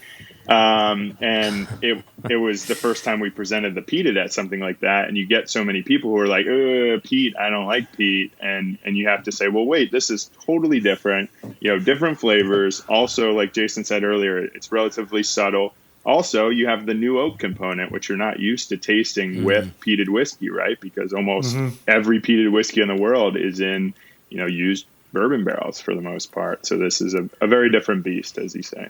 It was funny. People would come across, this was a world whiskey event. So this time they actually had whiskeys from Scotland and other parts of the world. And had a gentleman come over and he says, I just tasted my first Isla whiskey. He called it Islay, but I knew what he meant. And Translated. And it's awful. It's like a Band-Aid. It was like dirt. And I said, that was a peated whiskey, right? And he goes, oh, I hate peat. And I said, I'm going to pour you our other whiskey if you promise me you will taste our peated whiskey. And I said, he had tasted the Ardbeg 10. I said, if Ardbeg 10 is a 10, ours is a 1 in terms of the amount of peat. And he's like, I love peat whiskey. I just like a number 1. Yeah, right. It definitely has a place. There's no doubt about that. Just as you bring it up here, the sense of world whiskey. One of the things, obviously, with us talking to you, to Westland, I was just at Virginia Distillery Company, American Single Malt. Where are we at with that category, and what does the future hold for that category? And again, I just love it when you look into your crystal ball, which is why I always ask these questions of you. Yeah, I mean, we have more than a crystal ball at this point, which is great. So as you may know, and some of your listeners may know, we were one of the founding members of the American Single Malt Whiskey Commission. So Copperworks and 8 other distilleries.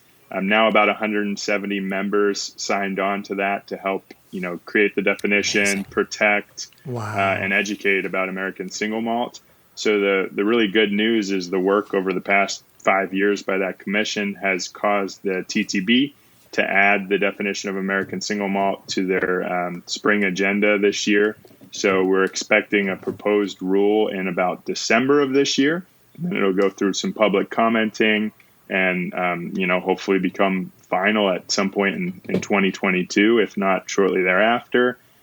We don't see a whole lot of opposition to the rule that we've been floating around. So we believe, between not having opposition and having constant communication with the TTB, we believe it's going to be, pretty close, if not identical to what we've said. And we don't expect the public comment period to be too bad because nobody's spoken up too negatively yet. So we're in a really good place and super excited. And, we don't want to count our chickens before they hatch, but things are going really well. Sure. But I'll throw some interesting color into that. Imagine being around when bourbon got a standard of identity, or rye got a standard of identity. We're watching a birth of a new American type of whiskey, and it's not just for a regional whiskey. Like, I love what New York is doing with its rye, but that's for New York. This is for all of America, that we're seeing a new type of whiskey. I don't think our generation, frankly, we're all old enough, guys, of Jeff being maybe just barely old enough to see this become a standard.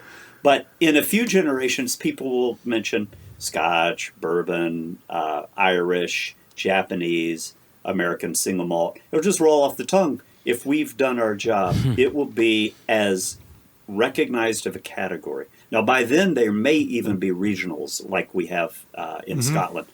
One of the things that we're trying not to do is to create such a small net, a small umbrella, that we can't include innovation. So that's why we don't care about how long it's been in the barrel or what size of barrel it is. We do care about the fact that it's malted barley as opposed to malted rye. That took a little while to convince, say, Lance Winters and some other people of. But other than 100% malted barley? Because I know right now it 100%. has to be 51%. So you're pushing for 100%. Yes. So for American single malt whiskey, it has to be 100%. For malt whiskey, it still exists as a category of which you can have 51%, or actually 50% or over. Yeah. Okay. And I know that the current designation as it reads also specifies new charred oak. And so are you looking to open that up as well? Yes. Yep. So it does not have to be new. It does not have to be charred, but it does have to be oak. So it could just be toasted. It has to be under 700 liters. Okay. So you can't put it in a foeder and call it American single malt whiskey, but you can put it in some pretty large butts and bigger cask like that. So what we tried to do is to make sure that everything was included. You know that the Japanese just recently struggled with this. All you had to do to call something Japanese whiskey is bottle any whiskey in Japan. And that harmed the Japanese whiskey producers. So they're fortunate that they made this. They followed the Scotch Malt Whiskey Society's rules a little tighter. We used the American rules, the rules that say things like no age statement is required if it's over 4 years, and it can be all the way down to 1 day, as long as it's in oak and has an age statement. We tried to cast a bigger net. One of the things that Copperworks got in was that the mash has to be made in America, but it doesn't have to be made at the distillery where the distillation and fermentation happen. So that's because we were partnering with breweries, and nobody at the table could think of any good reason why that shouldn't be allowed, right? So we can continue to partner with breweries, make a wash, bring it back. We could have fermented it at the brewery, except for that the federal government doesn't allow us to transfer that. So we have to ferment it at the distillery, and then we can distill it. Okay. Gotcha. Yeah, Gotcha. people listening might say, oh, no age statement, you should have done that. You really missed the boat. But just to add a little more color to that, that's based on the way the TTB's rules are written today. So you don't want to come in and suggest a totally new framework for some specific type of whiskey, because they're just going to look at it and be like, no, we're not going to change the whole rules of whiskey. So you do have to play within the American whiskey standards to some extent. And that's a place where it made sense to just stick with the transparency rule about a young whiskey rather than regulating a particular amount of years in the barrel. Yeah, it certainly doesn't seem like a controversial point. I know that when Scotch producers started moving from 12s and 10s down into 8s, and then under 8 started being non-age statement, but we knew it had to be between 3 and probably 8 to be a non-age statement on the shelves. I think people got into the swing of that, right? To begin with, didn't feel entirely right, but it was good whiskey as long as it tastes price great. Yeah, that we were all enjoying. Right. And so I like your point, Jeff, about this full transparency. up to what would then be 4, and then you could choose to have or not have from 4 years old and above. Exactly. Yeah. And, it's funny, we've had this whole conversation for over an hour now. And when we were talking about this whiskey that we're tasting in our glasses, we're barely talking about age, right? And I think that's great because you really should be focusing on, the full production, but also just how does it taste? How does it smell? How's the mouth feel? It's the most important bit. Well, and for me, when it comes to single malts, and I know we're kind of playing around with the world category here, but it doesn't have to. I feel like Scotch played such an important role, really a marketing role, in how people got to know single malts. Yep. That they then started applying Scottish rules to Indian whiskey and American single malt. And those rules don't fit, right? Scottish climate doesn't look anything like what's going on in your warehouse. It doesn't look like what's happening here for us in Virginia. It doesn't look like what's happening in India. And so why would you say a single malt had to be at least 8 or 10 or 12 to be good when your climate was completely different? And I know personally that's freed me up to come into other countries, other zones, and just say, what's going on with your distillate? The way you talk about fermentation, fascinating. Beer background, fascinating. The use of manzanilla, fascinating. Do we really need to be talking about years in a barrel? It seems like a bit of a cul-de-sac as far as the conversation goes. The climate's one part, the fermentation's one part, the distillation, you could have really tight cuts and make a really clean whiskey that you wanted to age less time. The type of barrels, obviously, if you're using new oak, like many of our releases, that's going to create mature flavors much faster than a used barrel in Scotland. So you're absolutely right. It's comparing apples to oranges, so the rules should not be the exact same for an apple and an orange. I think about Kavalan, Taiwanese whiskey. And, I've heard their angel shares between 12 and 20%, depending on where in the warehouse it is. And that, it can get up to 130 Fahrenheit. And in, 2 to 3 years, their whiskey is just delicious and baked. And there's no way you would want a 7 or 8 year Kavalan whiskey. It would, first of all, it'd be gross. It'd be empty. It'd be a barrel tar. But secondly there wouldn't be anything left. And so, I'm glad that age statements are taking a back seat to flavor. Right. It's definitely important to point out, Taiwan and, Milk and Honey in Tel Aviv, is another place like that. But then also, since we're talking about American single malt, especially for people who might be international listeners, we have that diversity in climate in our country, right? So that's why it has to reflect in this rules. We have, Texas where it's super hot. We have, even in our state, we have the western side of Washington is relatively cool, coastal.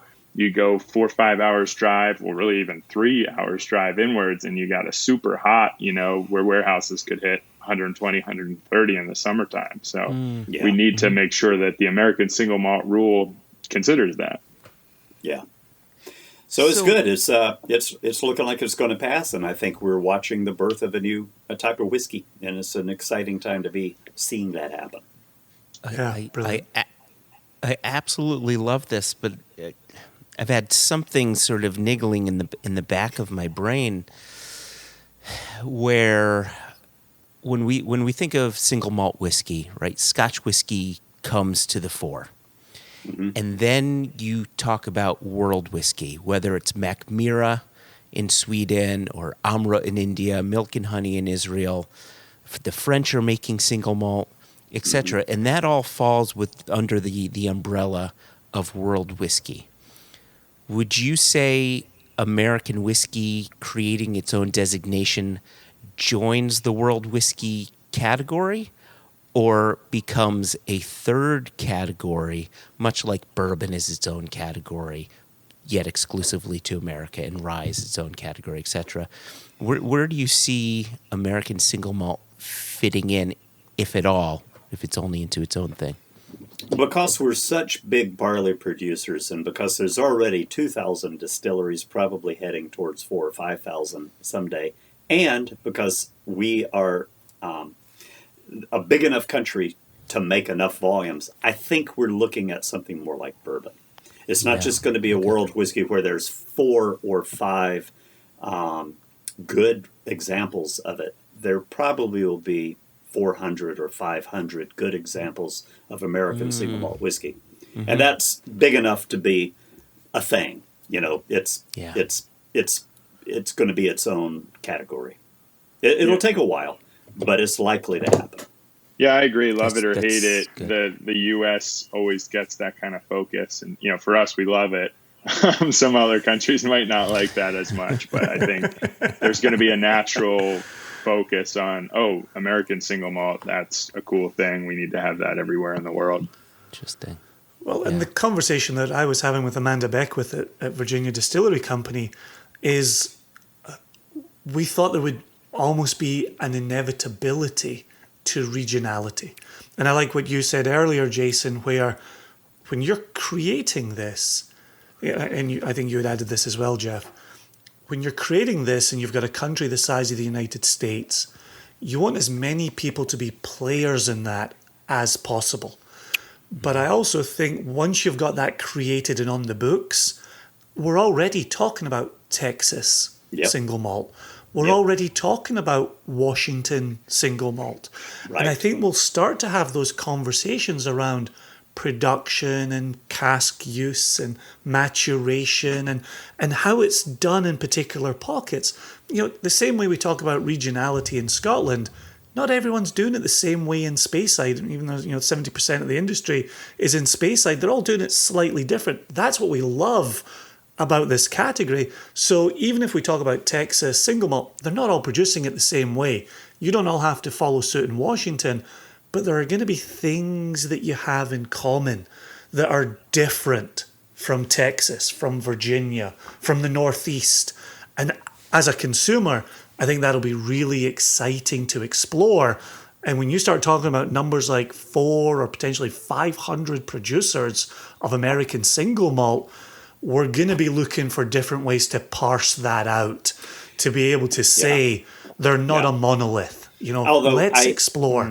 I wonder if it's not going to be based on region and it's going to be more based on philosophy of flavor. So, for instance, some distilleries may be known as terroir focused, meaning that they're really trying to demonstrate flavors, and other distilleries may be looking more as traditional. So they're trying to make more of a Jim Swain flavor using the right type of barrels and the right type of mash profile.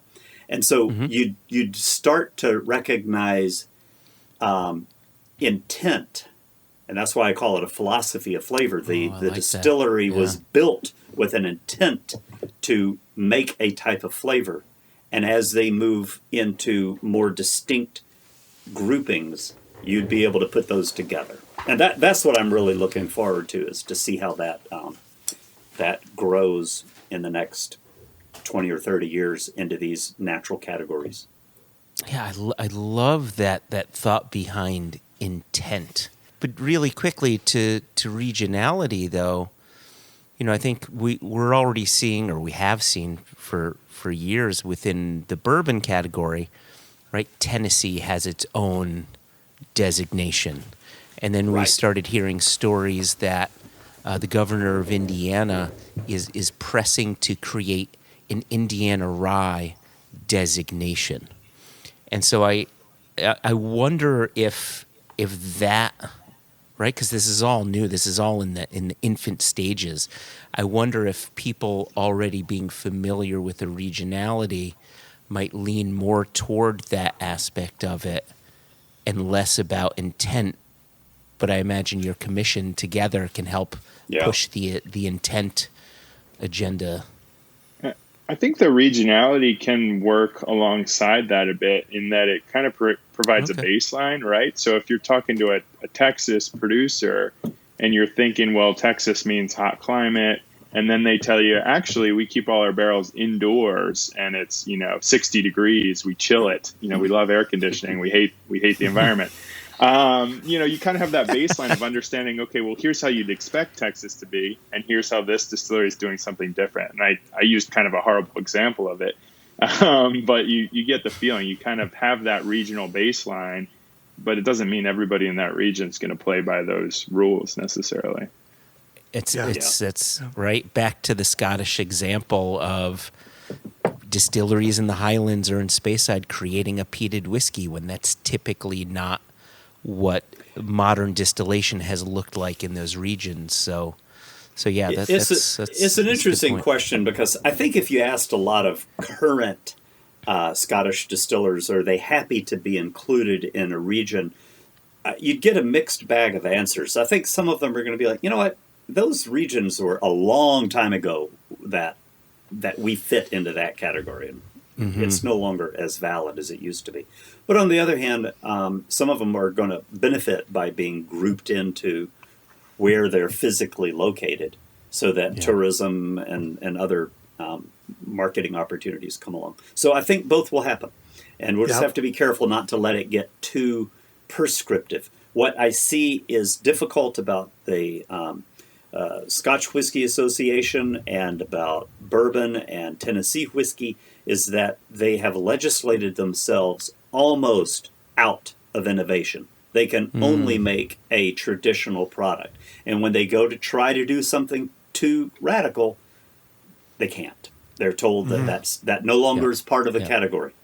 Yeah, I think, that's too bad. It leaves an opportunity for us, but it's too bad for them. I think it'd be better if we follow more like the craft brewers did, right? Where there emerged some regional styles, but other people made them, right? So you have a West Coast IPA, for example, and not only can you find that on the East Coast, you can find them in South Africa and Japan and Israel and wherever else. That has become a style that, kind of has a historical reference, but it doesn't mean you have to be on the West Coast to make it. So something like that could be kind of interesting, where you don't lock in something, but it kind of comes from somewhere. Yeah, no, I think that's very well said. With the interest of time, and we all might need to get out of here. We like to get out of here with a question that I really feel like we've just covered it in terms of this burgeoning new category. But as far as Copperworks goes, what are you each most excited about through the rest of 2021 and into 2022? You first, Jeff. That's a big question. Nobody said you had to answer in 30 seconds. Go.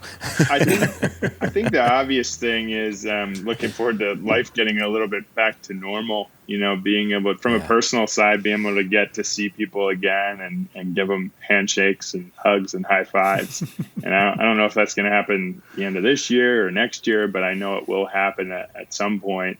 And that kind of goes along with the business too, because I look forward to kind of spreading our whiskey around the region and around the world. One of the things that COVID has done is opened up lots of Zoom calls with various folks in, Italy and the UK and China, Australia, to start, talking about selling our whiskey in those regions. So I look forward to not only starting to send product to people, but I'm going to meet people that are tasting it and enjoying it. So really looking forward to the world opening up again at some point and be able to hang out with people and share a whiskey. Yeah. Brilliant. Nice. Brilliant. Yeah. Mr. Parker? Well, of course, all of that, because that is really driving a lot of everything in the industry.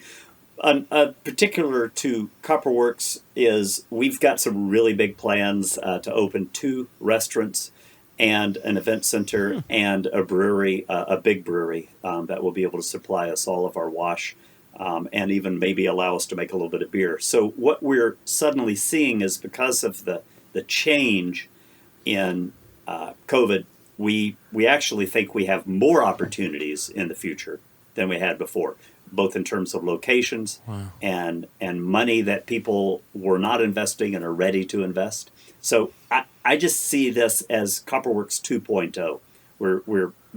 We've proven to ourselves what our flavors are capable of. Now we need to do bigger volumes of it. So we're looking at a 10-fold increase in production from 120 barrels a year to 1,200 barrels a year. That's going to allow us. That's going to allow us to actually survive the growth, as opposed to just kind of get washed out. Yeah. And Well, shameless plug for that, if you'll allow.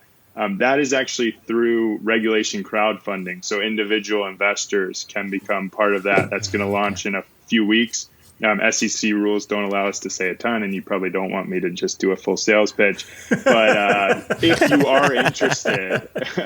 you are interested, join our mailing list, because you'll be one of the first to find out about that when it launches in a few weeks. That's very cool. How does one join the mailing list? Just copperworksdistilling.com. Just scroll to the bottom. There's a little button. Excellent.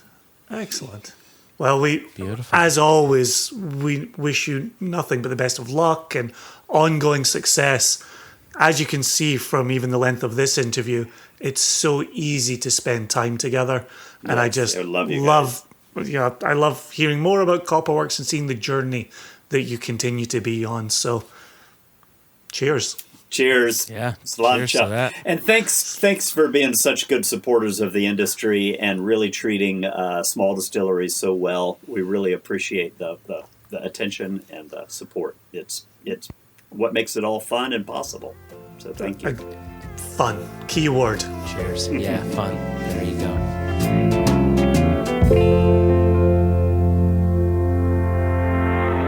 It makes me happy knowing that Jason Parker has now put in a couple of episodes. He's such a wonderful chap to talk to. And this was my first time really getting to sit down with Jeff and talk to him. And that was incredibly rewarding as well. Mm-hmm. So between the two of them, I had a blast in that interview. I did too.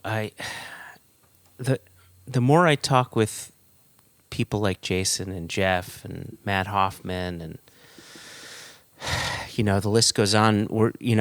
I didn't speak with her directly, but you with Amanda, and we'll have some other American single malt producers coming onto the podcast before too long.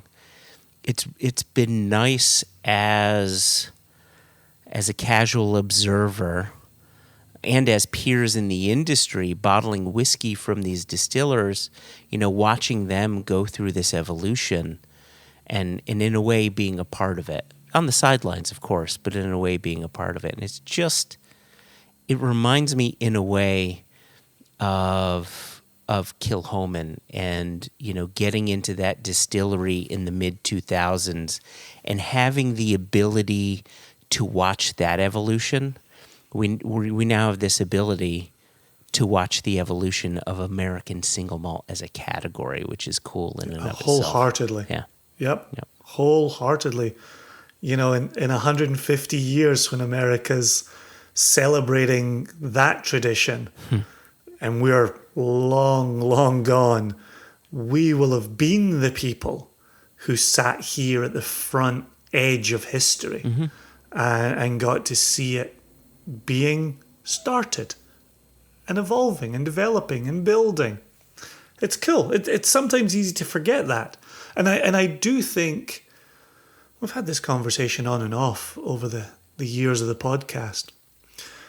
But it's easy for Scotland to be the king of the castle, right? Mm-hmm. Where you've got the 200 years of history, the 150 years, the 100 years of history.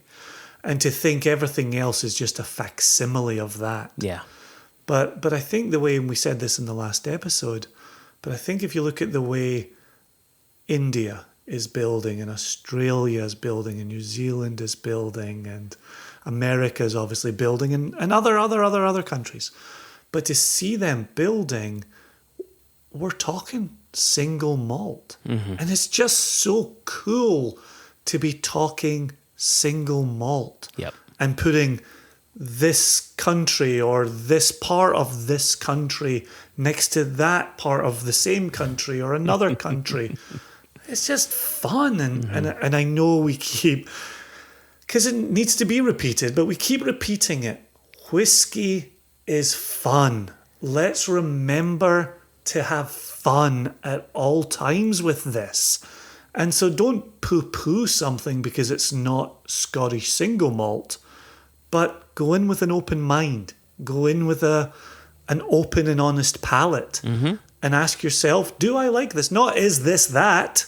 Is this doing what the thing that I love in that? Oh, Thank you Is so this much. Yes. doing a thing that I like? Yes. Yes. Yeah. Exactly. It took people years to get in on Japanese whiskey to understand, specifically Japanese single malt, to understand what's going on there. And for many years, it was just, I don't know about that Japanese scotch. What are they making it from rice? Saying it in a pejorative way. And now you can't touch a bottle of Yamazaki 12-year-old for less than $120. It used to be a $35 bottle, right? And then RØDE hits the scene, and think about the uphill battle that good people like Raj Sabharwal had in just getting RØDE, Indian single malt whiskey, not just into people's glasses and onto their palates, but into their brains as something that is worth their time and their interest. Or into the country. Or into the, well, yes. Right? Yes. Like recipes had to go to the TTB for approval for a single malt. 100% malted barley. That's the beginning, middle, and end of the recipe. Maybe maturation, blah, blah, blah. But, right, it was a process. It was a known process from a new country. Yeah. And it was and there was nothing in the books for it. Yeah. Where do you go? So yeah, I hope we see a designation for American single malt by the end of this year. I know that would make life a little bit easier for those who are on the front lines of American single malt production. And then you can really equip the consumer, right? It's not just, what does Westland consider that? And what does Copperworks consider that? And what does Virginia Distillery Company consider that? It's now, here's what the federal government considers American single malt. Then you can start to make more subtle impressions with the consumer when you've got a baseline from which to operate. Yeah. Let's close this off with a question that I've been meaning to ask you, and then we have to go into the news. I'm very excited about this news segment. But Very. Over the course of our conversation with Jason and with Jeff, and then subsequent conversations, just you and me sipping some Copperworks, I'm curious to know what are the notes within Copperworks that you find really interesting? What has them standing apart? And I realize you were not expecting this answer, so I am going to lead this, and I'm going to say that, firstly, Copperworks seems to be quite unique. There's this bright, almost grapefruity citrus quality that came through in all of the samples. A bit of like fresh fennel and these vegetal notes, but they were always bright and sweet and inviting. You don't find those in Westland. You don't find those in Virginia Distillery Company. You don't find those in some of the other smaller producers that are producing their own single malt. And tasting them, it was quite clear that these are very spirit-driven notes, yeast-driven notes, malt-driven notes, and so that's right. We talk about being spirit guys, right? And so that's what excites me about their spirit, that grapefruit, that fennel, that bright, sweet vegetal quality. But that's me. What attracts you to Copperworks? So you know how there are times when we talk about RØDE and we talk about, there's a cardamom in here, or there's a caraway seed or things like that, right? You start to go down those kind of brown spice paths. Yeah. And you start to say, are these really here? Or is my brain leading the witness? Yeah. Knowing what we know about Jason with a brewing background, knowing that they're essentially making an unhopped beer, which is then being distilled at a very slow rate. When you talk about that citrus note and that grapefruit note, for me, and again, is the brain leading the witness on this one.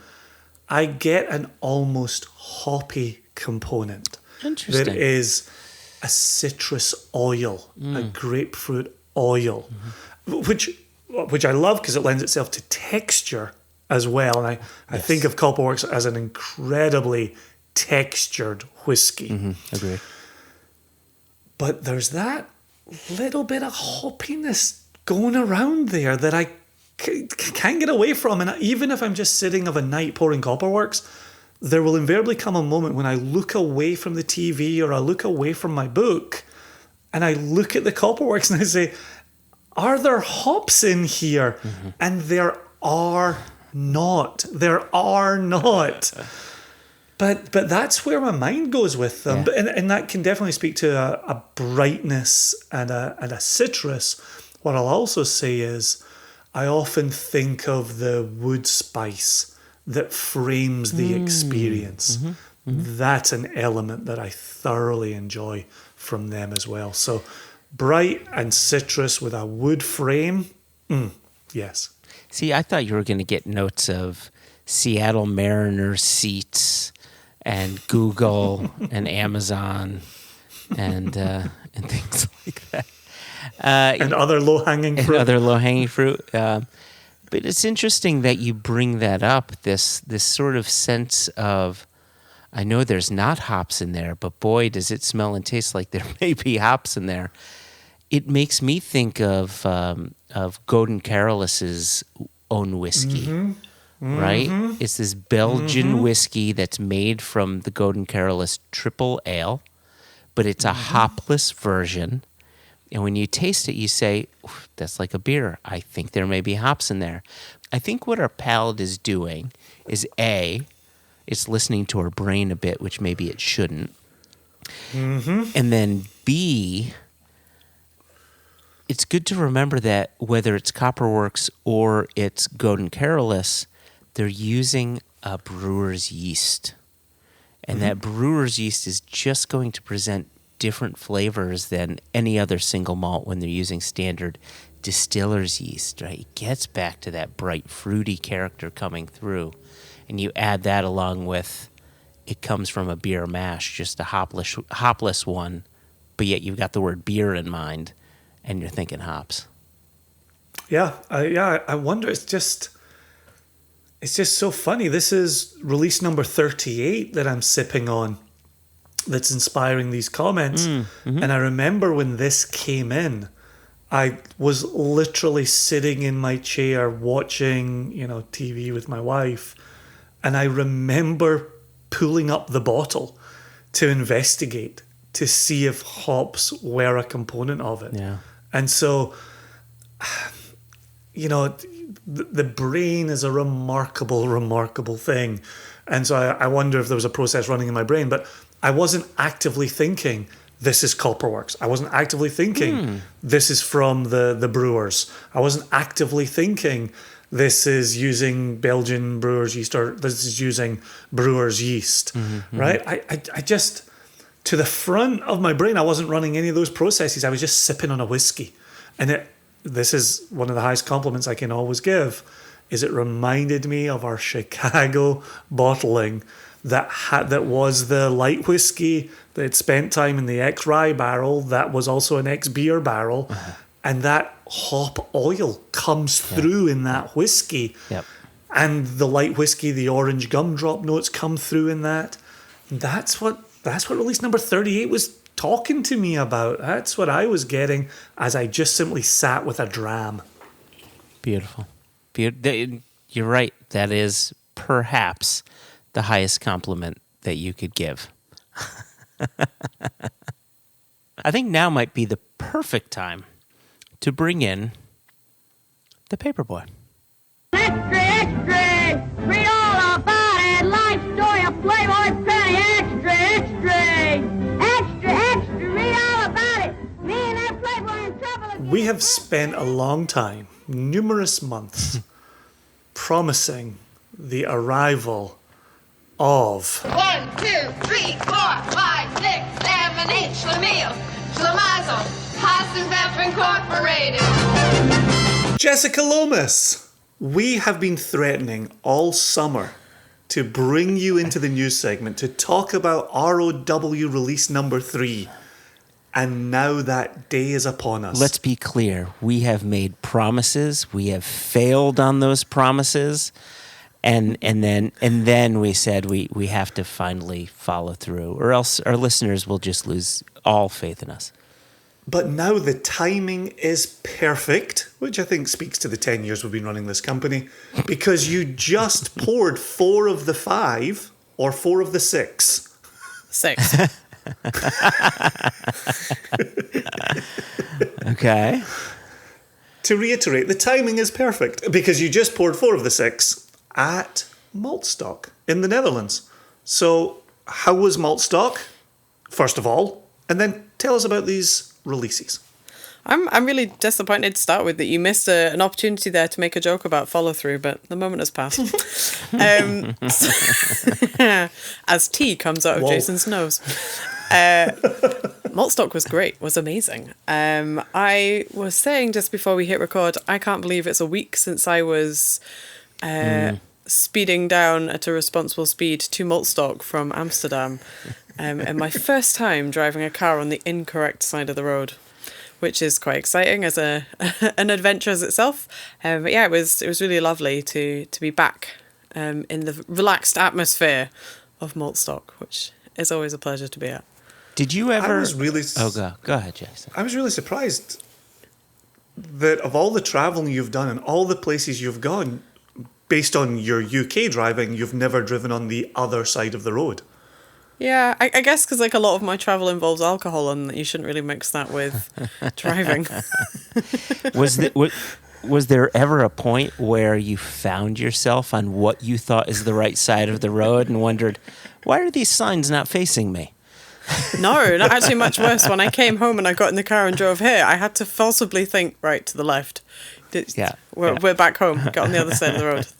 I was so vigorously practicing thinking about the other side that, yeah.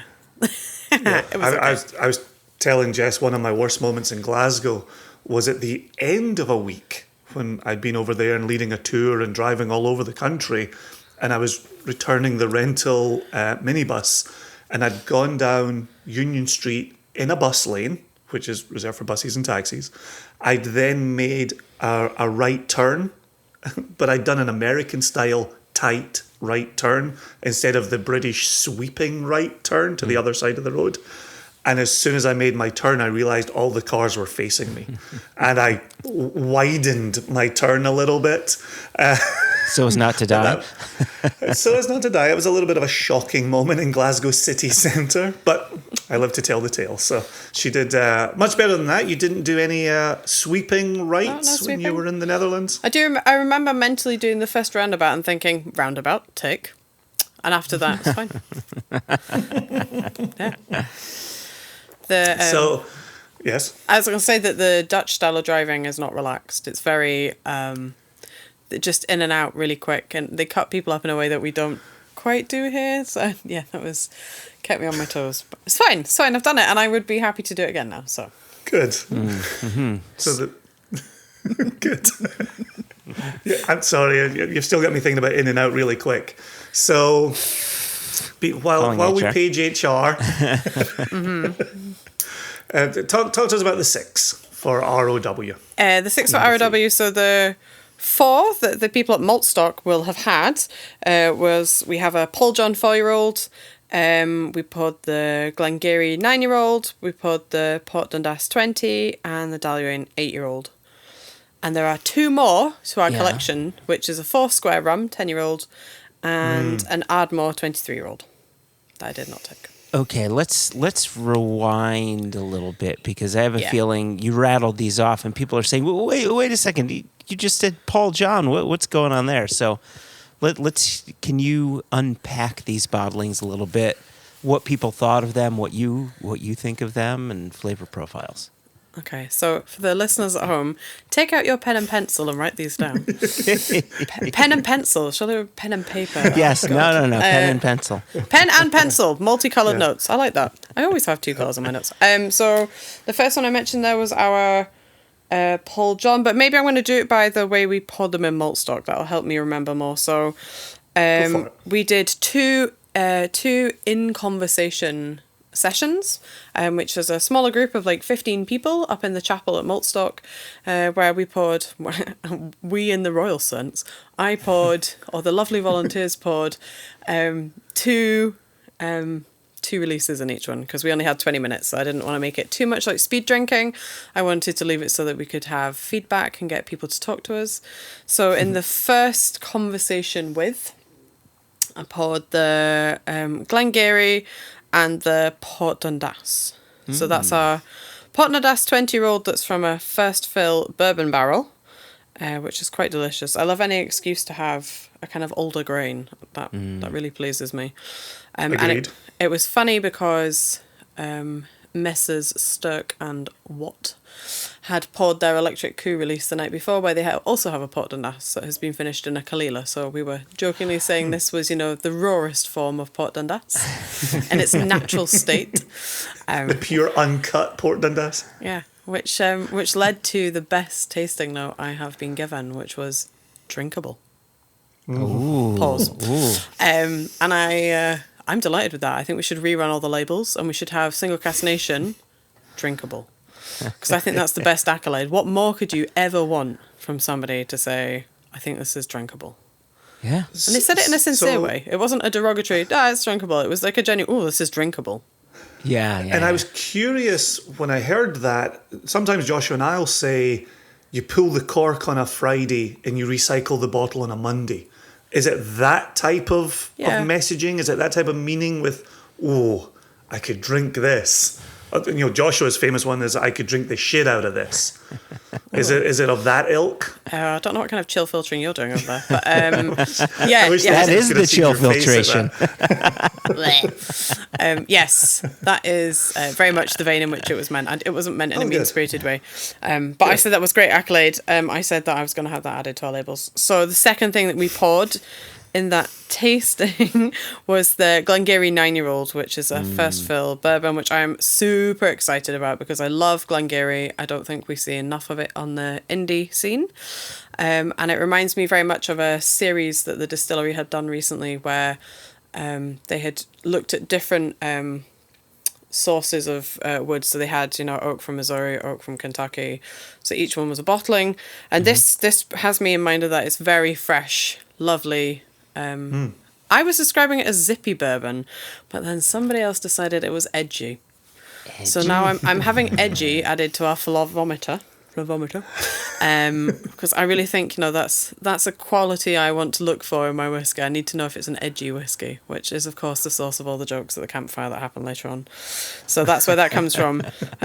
So if those of you need an endorsement for our Glengarry 9-year-old, and you are looking for an edgy whiskey, this is the one for you. Yeah, edgy, zippy. Yeah. Would you say effervescent? No, not effervescent. There is definitely some whiskies in my mind that I think are like effervescent, and it's not as far as that. It's just really alive. Yeah, Wow. I'm trying to remember because I've got a small sample of it somewhere on my desk or somewhere on my shelf, and if I remember correctly, when we tasted that, there was a particular tart quality, like this bright tartness to it, which I think you could call edgy, or what was zippy? I think I said zippy, which is definitely, that's a hangover from my wine days, where you get certain special white wines that can be quite zippy on the palate. And I really feel like this Glengarry does that. Zippy is definitely a fair way of describing it, I think. So, yeah, I'm all for it. This is our first bottling from the Glengarry Distillery. 100%. First Glengarry, first Paul John, as Jess is about to share with us. Not our first Port Dundas, though. We did a 42-year-old. Correct. For the US. Yeah. Correct. Yeah, this is exciting, getting a new distillery on the list. Fun stuff. Yeah. So that was our first in conversation with, and I was really pleased with that. Nobody hated them, I'm glad to report. I did tell them that it's too late if they didn't like it. There's nothing I can do about it. But yeah, no, they were all very kind and said lots of nice things. And so I think that went quite well. And then we had another in conversation with same setup in the chapel.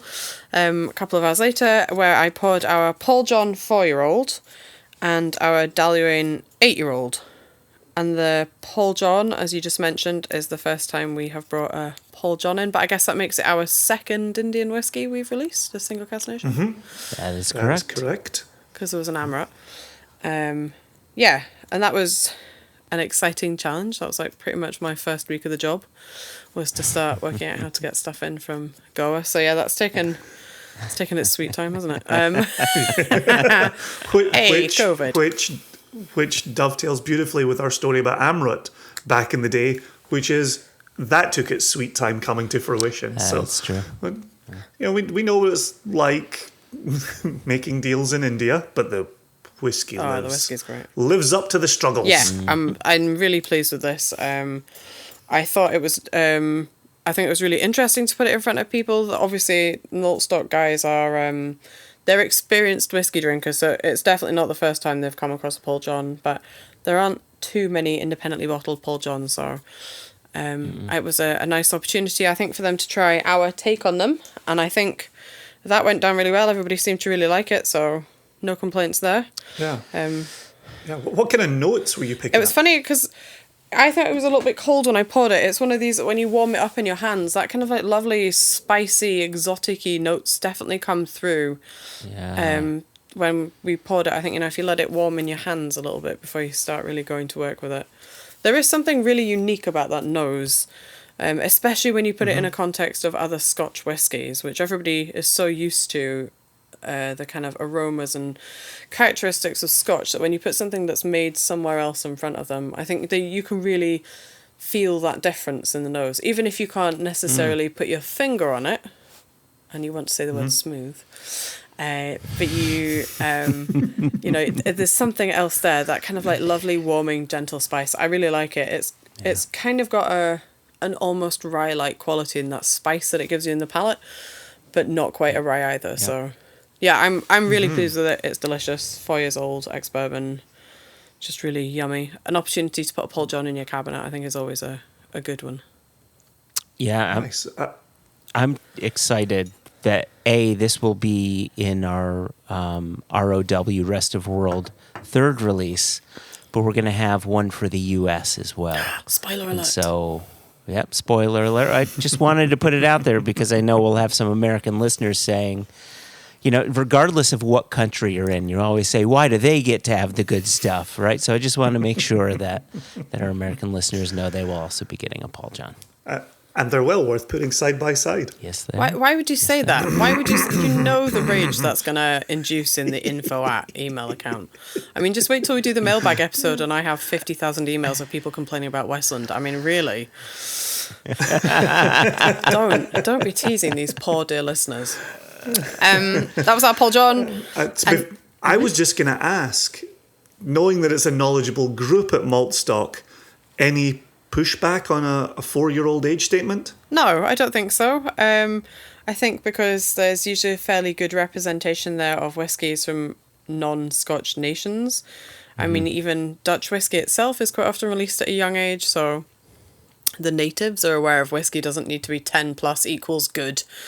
So no, I didn't have anybody questioning it. We discussed a little about the maturation and the kind of environment that Goa is providing in terms of like humidity and angel's share and stuff like that. Nope, no, I didn't have anybody raising an eyebrow being like, it's 4 years old, I'm not touching it. So they're a good crew. They know. Yep. Yep. Okay, so I shall lead us into our final thing that I poured, which was the Daluin 8-year-old, which is just like a really delicious. I still haven't found in my mind a way to describe it, like an everyday sipper, but I don't want that to sound like I'm encouraging you to drink every day, because obviously #drink responsibly. But I just think it's a really lovely juicy. This is what we're calling new wood, which in itself is a term we can discuss a little bit. The argument about first fill, new wood, whether that means virgin, which is also a term which causes trouble. So, it allowed us to have a little bit of a discussion about these kind of hidden distilleries that are just quietly working away up in the hills. Not really, there's no visitor centre, there's no big grand come to our heritage centre and look at our casks type thing. But that doesn't mean that they're not producing really delicious whiskies. Yeah, I've been so, I think I've said it on the podcast, I've said it in other tastings, but I've been so pleasantly impressed by Dalyuen this year. Like just visiting different ages of it, different cask samples, slightly different maturations on it. Just wonderful, really, really wonderful spirit. Mm-hmm. And as much as we've got more Dalyuens coming, this is our first named Dalyuen in Single Cask Nation. Yeah. You know, before, we just talked about this on a podcast recently. Yeah. Before this 8-year-old that we bottled, and we've got a few coming to the U.S. as well, these, 8, 9, and 10-year-old Dalyuens. My experience with Dalyuen has always been the older stuff, the 20-something, the getting close to 30-something. And my very first Dalyuen was a 28-year-old bottled by Master of Malt back in like 2008, 2009, something like that. And I remember saying, as we started the company, if we ever find a Dalyuen that good, I'll be in heaven, right? I feel as if we've actually accomplished something. And so then, what was it, 2017, 2018? I think it was maybe 2018. We bottled our 28-year-old, which we misunderstood the paperwork on it. We could have put distilled at Dalyuen Distillery on there, but instead it just says undisclosed 28-year-old. But, back then, again, that was my only experience with Dalyuen, the 20-somethings. And so now here we are dipping a toe into these 8, 9, and 10-year-old casks of whiskey, and it's a totally different side of Dalyuen. But one I'm absolutely falling in love with. I agree with you. There is a hashtag pull the cork on a Friday, recycle the bottle on a Monday, but drink responsibly thing going on here. But it's just that good. It's so drinkable. Right. Yeah, I really enjoyed pouring that, and I'm looking forward to having a bottle open and just kind of working my way through it, because I think that's just going to be a really pleasant kind of take and share with friends type whiskey. So, and we talked a little bit about whiskey is one of these. I think it's always great to be with conversation. It's a very sociable drink, and that's to me that's like the perfect. Take it around with some friends, have it with some beers. If you're at a fire pit and you have a cigar, that kind of like just something that's like just tickles the spot without it being one of these. It doesn't need deep analysis. It doesn't demand your full attention for hours on end, which there are definitely some whiskies out there that you can do that with. But this is a very sociable little number, so I'm pleased. It's nice to have a range, when we do the releases. It's almost like we think about it a bit. It's nice to have like a selection of drams that cover. Speak for yourself. Yeah. Single Cask Nation getting away with it for 10 years. Yeah. So those are the 4 we poured at Maltstock, and I think they were pretty well received. There was nobody who spat them out and ran away quickly, or not that I saw anyway. So I think we're good. Poured them into the nearest potted plant. Yeah. So what are the other 2 that are bottled for ROW number 3? So our 2 remaining ROW 3 releases are an Ardmore 23-year-old, which is Dicha Richa peated, which is delicious. And coal-fired stills. Coal-fired. Yes, coal-fired direct fire stills. That's history. That's Ardmore history in a bottle. That's amazing to me. Yeah, really old-fashioned, and I think this is good too. This is another one that I think is going to change as I go through the bottle. I've only taken a couple of bits out to make into samples. I'm looking forward to letting it have a little bit more air, because I think that smokiness is just going to unravel a little bit more in the bottle. And then finally, for our non-whiskey offering, in RW3, we have a 10-year-old Foursquare, which is, we think, a refill bourbon hogshead. So it's not like our first one, which was, we had a Trinidadian rum in sherry that was a big fruity thing. Foursquare on its own anyway, I find incredibly fruity. So this is just really delicious. This is a definite throw the cork away. You don't need it. If you need an endorsement. Gosh, there's a lot of hashtag please drink responsibly this morning. This morning. In this episode. You know, you've got to be enthusiastic about selling it. At this point, are we comfortable giving people a time frame in which to look out for these whiskeys? I'm going to say soon. Yeah. Okay. Because then nobody can shout at me for time frames. They are pretty much ready to go. So samples will be going out in the next kind of week-ish to markets, and then hopefully our order books will be really full. And then you're back to sending prayers and offerings to the logistics gods to make that happen around the world. I suspect it'll arrive somewhat quicker in the UK, but you never know these days. And then we're really at the mercy of container shipping and that kind of good stuff for everybody else. So no, I am not going to tell you. You will definitely be able to pick these up on the 23rd of November or something. I'm just going to say soon, because it causes a lot less aggro. I asked that question on purpose. It was to press, because we needed a third person to remind people that logistics is an absolute nightmare right now. And we can say, it's going to be ready next week, but that could be in a month or 2 months, or we just don't know. So, yeah, and I can tell you, having done my little 14-day trip around Europe, logistics of people is enough of a nightmare. Never mind loading pallets on and off containers and lorries and stuff. So, yeah. Yes, sorry guys, still pandemic, still Brexit, still life is difficult. Coming soon though, right? Well, I'm glad that we got you onto the podcast after a summer of promises.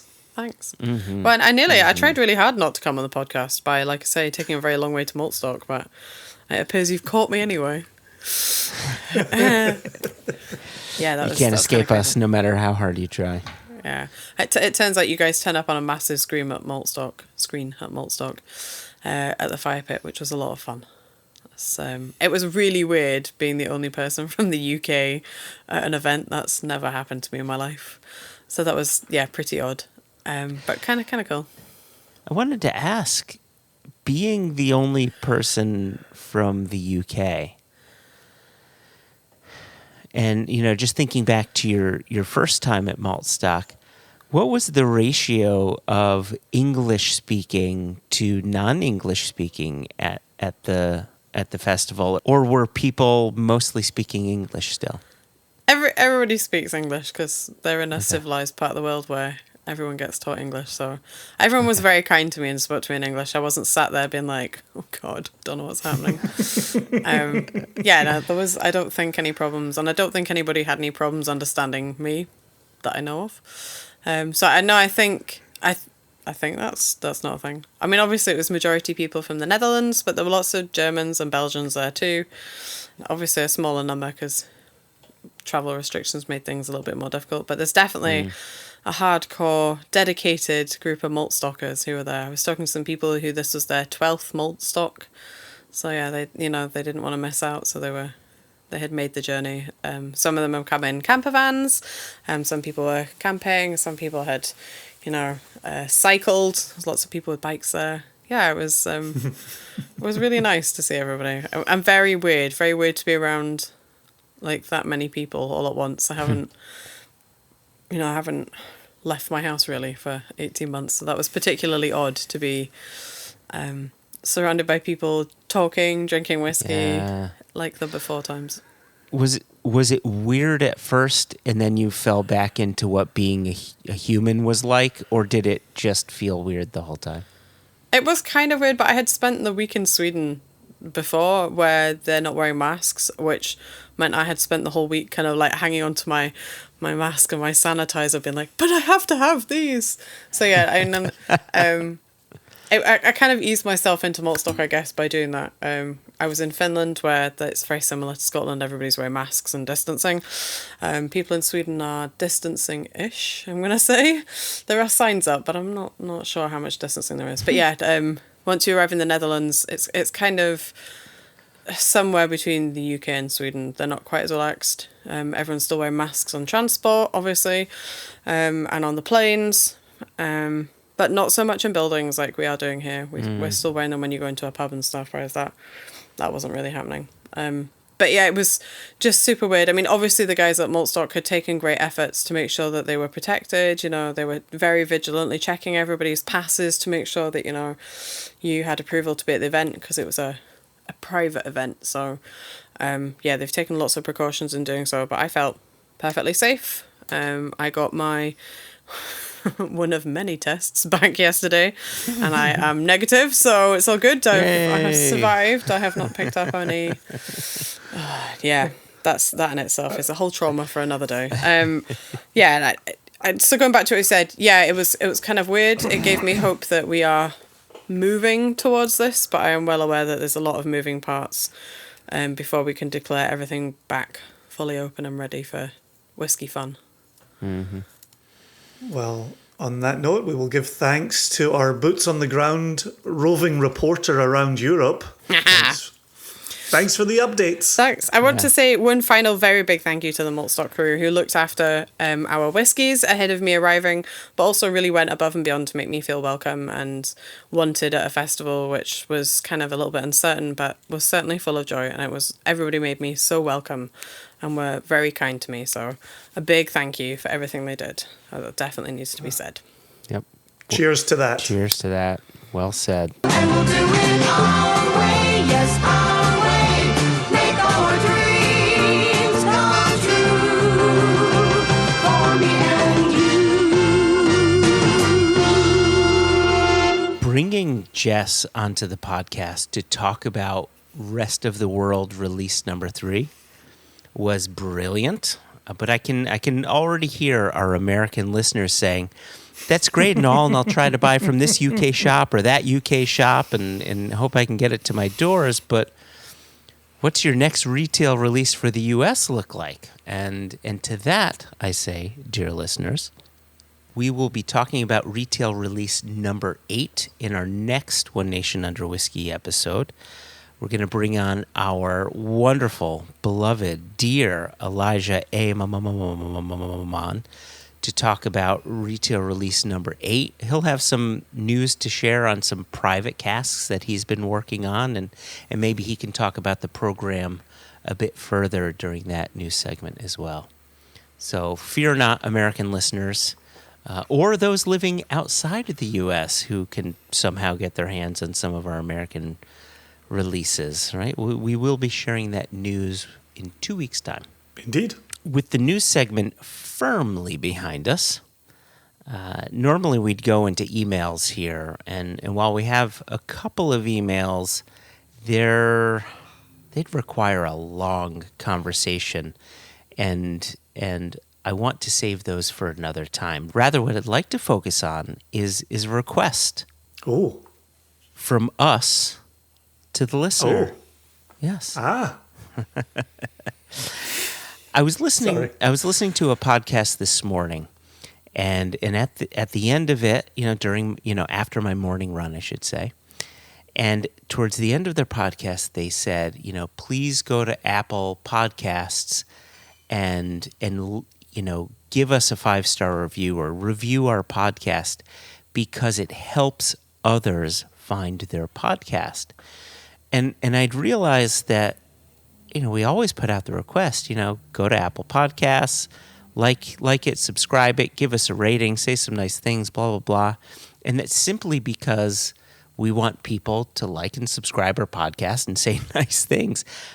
I don't know if it fully sunk in that the more people that like our podcast and give us a rating, a good rating on it, it actually affects the Apple algorithm to help others find the podcast. And so if you, dear listener, have been enjoying this podcast, whether you've just been listening for the past month or you've been in this for almost 5 going on 6 years, then we ask that you go to Apple Podcasts. Go ahead, please give us a 5-star review. That'd be wonderful. 4 is acceptable. 3 and under, please reach out to us personally, questions at onenationunderwhiskey.com. But we could really use those likes. We could really use the ratings because it will help others find us. So a simple request. It should take less than a minute of your time. And we would love it if you could do that. Yeah, I was going to throw in at this point, as you mentioned, emails that would require a longer response. And we mentioned him in the last episode of One Nation Under Whiskey, Tim Mushaw wrote in with the link to the blog The Right Spirit. And we spent an entire episode of Extra discussing that article. An entire extended episode, because there's normally 35 minutes. I think we were at 44 minutes with that one. Yeah, it was a ton of fun. An article that discussed the word smooth and why, as the argument went, whiskey snobs get upset when consumers or punters or whiskey fans or whiskey tasters use that word. It really gave us something to get our teeth into. I think we had a very productive back and forth. And as we said on the episode of Extra, thanks to Tim for sending that in. But just to reiterate here, there was an email that came into questions at onenationunderwhiskey.com, no E in whiskey, and it turned into an extra that was just a fun, long exposition of the word smooth. Someone made a dictionary with that word exposition. Oof. I was born with a silver dictionary in my mouth. A silver what? You heard me. Okay. Did I stutter? Before we get out of here, I just want to remind people how to get in touch with us, whether they have a question or they want to give us an article for Extra. It's all about whiskey, whatever it is. You can reach out to us, questions at onenationunderwhiskey.com. If you want to tweet at us, though, I am happy to say there are not a lot of people who tweet at us, which is really nice. But if you feel like you want to do that, we are at One Nation Whiskey. You can always send us Instagram messages at One Nation Under Whiskey. And then you can find us on the Facebooks, which is where our listener Ian Bruce found us some time ago. And he's been messaging us every now and again, letting us know how he's been catching up on older episodes. You can just go to facebook.com, go to your search bar, look for One Nation Under Whiskey. And of course, as always, we never spell whiskey with the E when it comes to anything we do. So questions at One Nation Under Whiskey without the E. Before we get out of here, oh, Jesus. I want to revisit. But I just said before we get out of here. Now you're saying before we get out of here. And here's the joy of it. We're both correct. It's still before we get out of here. All right? So what do you have before we get out of here? I ran a Zoom whiskey tasting the other evening. And I poured some real fun things, right? And so everybody knows, here's what we're returning to. In that top 5 recommendations episode, where each of us brought a top 5 list. Yeah. My tasting started with Compass Box Glasgow Blend, Lovely. which is on my top 5 list. And for the first time ever, I went into Craigellachie 13. Yes. Which, and I couldn't quite remember, was Craigellachie 13 on your top 5 list, or it was a commendable offering? I wish the listener could see your face. I am near positive that it is on my top 5 list because I always have a bottle on hand. It's one of those ones when I get down to a quarter bottle, I get another. So I'm going to say it's the top 5. Yep. Right. And so that was number 2. And so I had each of our top 5 lists represented in the first 2 pours. I then went into the Aaron Sauterne cask finish. This was an offering from a decade ago. James McTaggart's name is nowhere on the front or back label. Oh, so that's are you? So I want you to continue with your list, but I'm very curious to know how that one went, because in my mind, there's a difference between James McTaggart Sauterne finish and non-James McTaggart Sauterne finish. So continue, and then we can talk. So within the tasting, it was very well received. Okay. In speaking with our good friend Andrew Miller, the Champagne of People, he had an Oregon release of an Aaron Sauterne finish, and he put them side by side. And only quietly to me on another day's conversation did he say he preferred the Oregon bottling to the one that I had. Yeah. And I said to him, that makes perfect sense for the exact reason to which you allude. What I loved about this, other than the answer, so I feel good about that, is that he said quietly to me, which by extension you've relayed this story to around 40,000 people who visit us monthly. So there you go. So just so you know, Andrew Miller, the Champagne of People, your story is everywhere. But what I enjoyed was he wasn't in the tasting saying, oh, you know what's better than this? This one over here. Yeah. You've really missed a mark here. Like, I like the fact that it was just quietly to the side on a different day. That's the part I appreciated. But yeah, I was saying to him, you know, I think there's a difference between Aaron, when they started, not having the best wood policy, then bringing in a new MD and a new distillery manager and overhauling their wood maturation, something we've discussed with multiple industry people on the podcast. I think there's a difference between that and spirit that went into good wood and then was finished in Sauterne. Yep. It is better. Yeah. I think that's an obvious fact. So that was good, and then we closed out with the Roma Single Cask Nation collaboration Ardmore 10 retail release. Lovely. Yeah. And the Port Escague 8-year-old. Oh, interesting.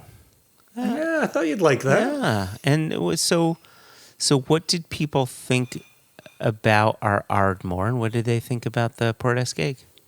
The Ardmore wins watches everywhere it goes. People just love it. And the reason that I finish in a 5-bottle tasting, I finish with that Highland peat leading into Isla peat, is to overcome the number of people who say, oh, I don't like peat, right? And yes. I'm not going to repeat it. We've said it many, many, many times across many, many, many episodes. But Highland peat really captures the attention of people who have said they don't like peat, can show them a very different side of peat. And then when you go into the Port Escague, I think, shows them a different side of peat. Great. Where, you know, coming from a northeast Isla coast distillery around the corner from the port of Port Escague, it's bright, it's fresh, it's clean, it's somewhat sophisticated, even at 8 years old. Yeah. And they're used to Isla peat being dirty gym socks and dank and burning earth. And I love being able to show these different sides of peat. So, but what was interesting was, as I was sitting there doing the pouring, I thought to myself first, and then I said it to the group, here we are sitting in the middle of September, and I feel like I've put together a fall pouring for you all. The Glasgow blend into the Craigellachie 13, into the Aaron Sauterne, into the Ardmore for Roma, into the Port Escague. These are all autumnal pours. Right? It was just so easy. And I sat on my deck, at 5:30 to start this tasting.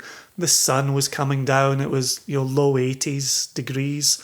It was just a really easy, fun tasting. But I really wanted to pivot back, because the reason that I wanted to share the Craigellachie 13 is because of your recommendation from the top 5 episode that we did. And it was great. The other thing to double back on, and I know I haven't covered this in the podcast, because I only opened it with you last week, was and I know this was a recommendation, this wasn't on a list, but a recommendation was the Glenmorangie 18. Ah, yes. Holy shit, brother. That was... I'm drinking some of that tonight. No doubt about it. It's your point about Glenmorangie was such a good one. Is that you absolutely love Glenmorangie, but you've always lived within the distillery exclusives, the single casks, the cask strengths, the special editions that are cask strength, and etc. And the standard releases have never really hit your palate. Quite often it's 40%, it's chill filtered, so on and so forth. And then this one at the 18-year-old at 47.2% alcohol. What a number. Right? Well, great number. But to me, it was, when I first tasted that bottle, it was that game changer to the distillery that is very similar to when you said to me, have you tried the new Bunnahabhain 12 at 46.3? Where all of this, a decade ago, but all of a sudden the distillery is allowed to show you. I wouldn't say no holds barred because it is diluted down to that ABV, but aside from that, is showing you all of the great things that can come from that distillery. Yeah. Don't chill filter it, right? And you got a bit of magic on your hands. Yeah, and I think I paid $70 or $75 for an 18-year-old at 47.2. Exactly. Yeah, run, don't walk. Right? You need this bottle. Yeah. Yep. So kudos to you. I appreciated you putting the Craigellachie 13 and the Glenmorangie 18 in front of me. I followed through. I picked up both of them, and neither one let me down, to the extent that I'm now recommending Craigellachie 13 and Glenmorangie 18 to people. Beauty. Absolute beauty. Oh, I'm thankful for that. Cheers. Thank you I for thought you'd like to hear that before we got out of here. But now that we have reached the getting out of here portion, I'm going to hang up the mic. Maybe I'll drop the mic. I'm going to go pour some Glenmorangie 18. Beautiful. And you know what? I think I'll pour a little Compass Box Glasgow's Blend. Is it Glasgow's Blend or Glasgow Blend? Because I know it's Artist's Blend. But I thought it was Glasgow Blend. We'll never know. We'll never know. Just simply never know. How could we ever know, Jason? We'll simply never know. Cheers. Cheers.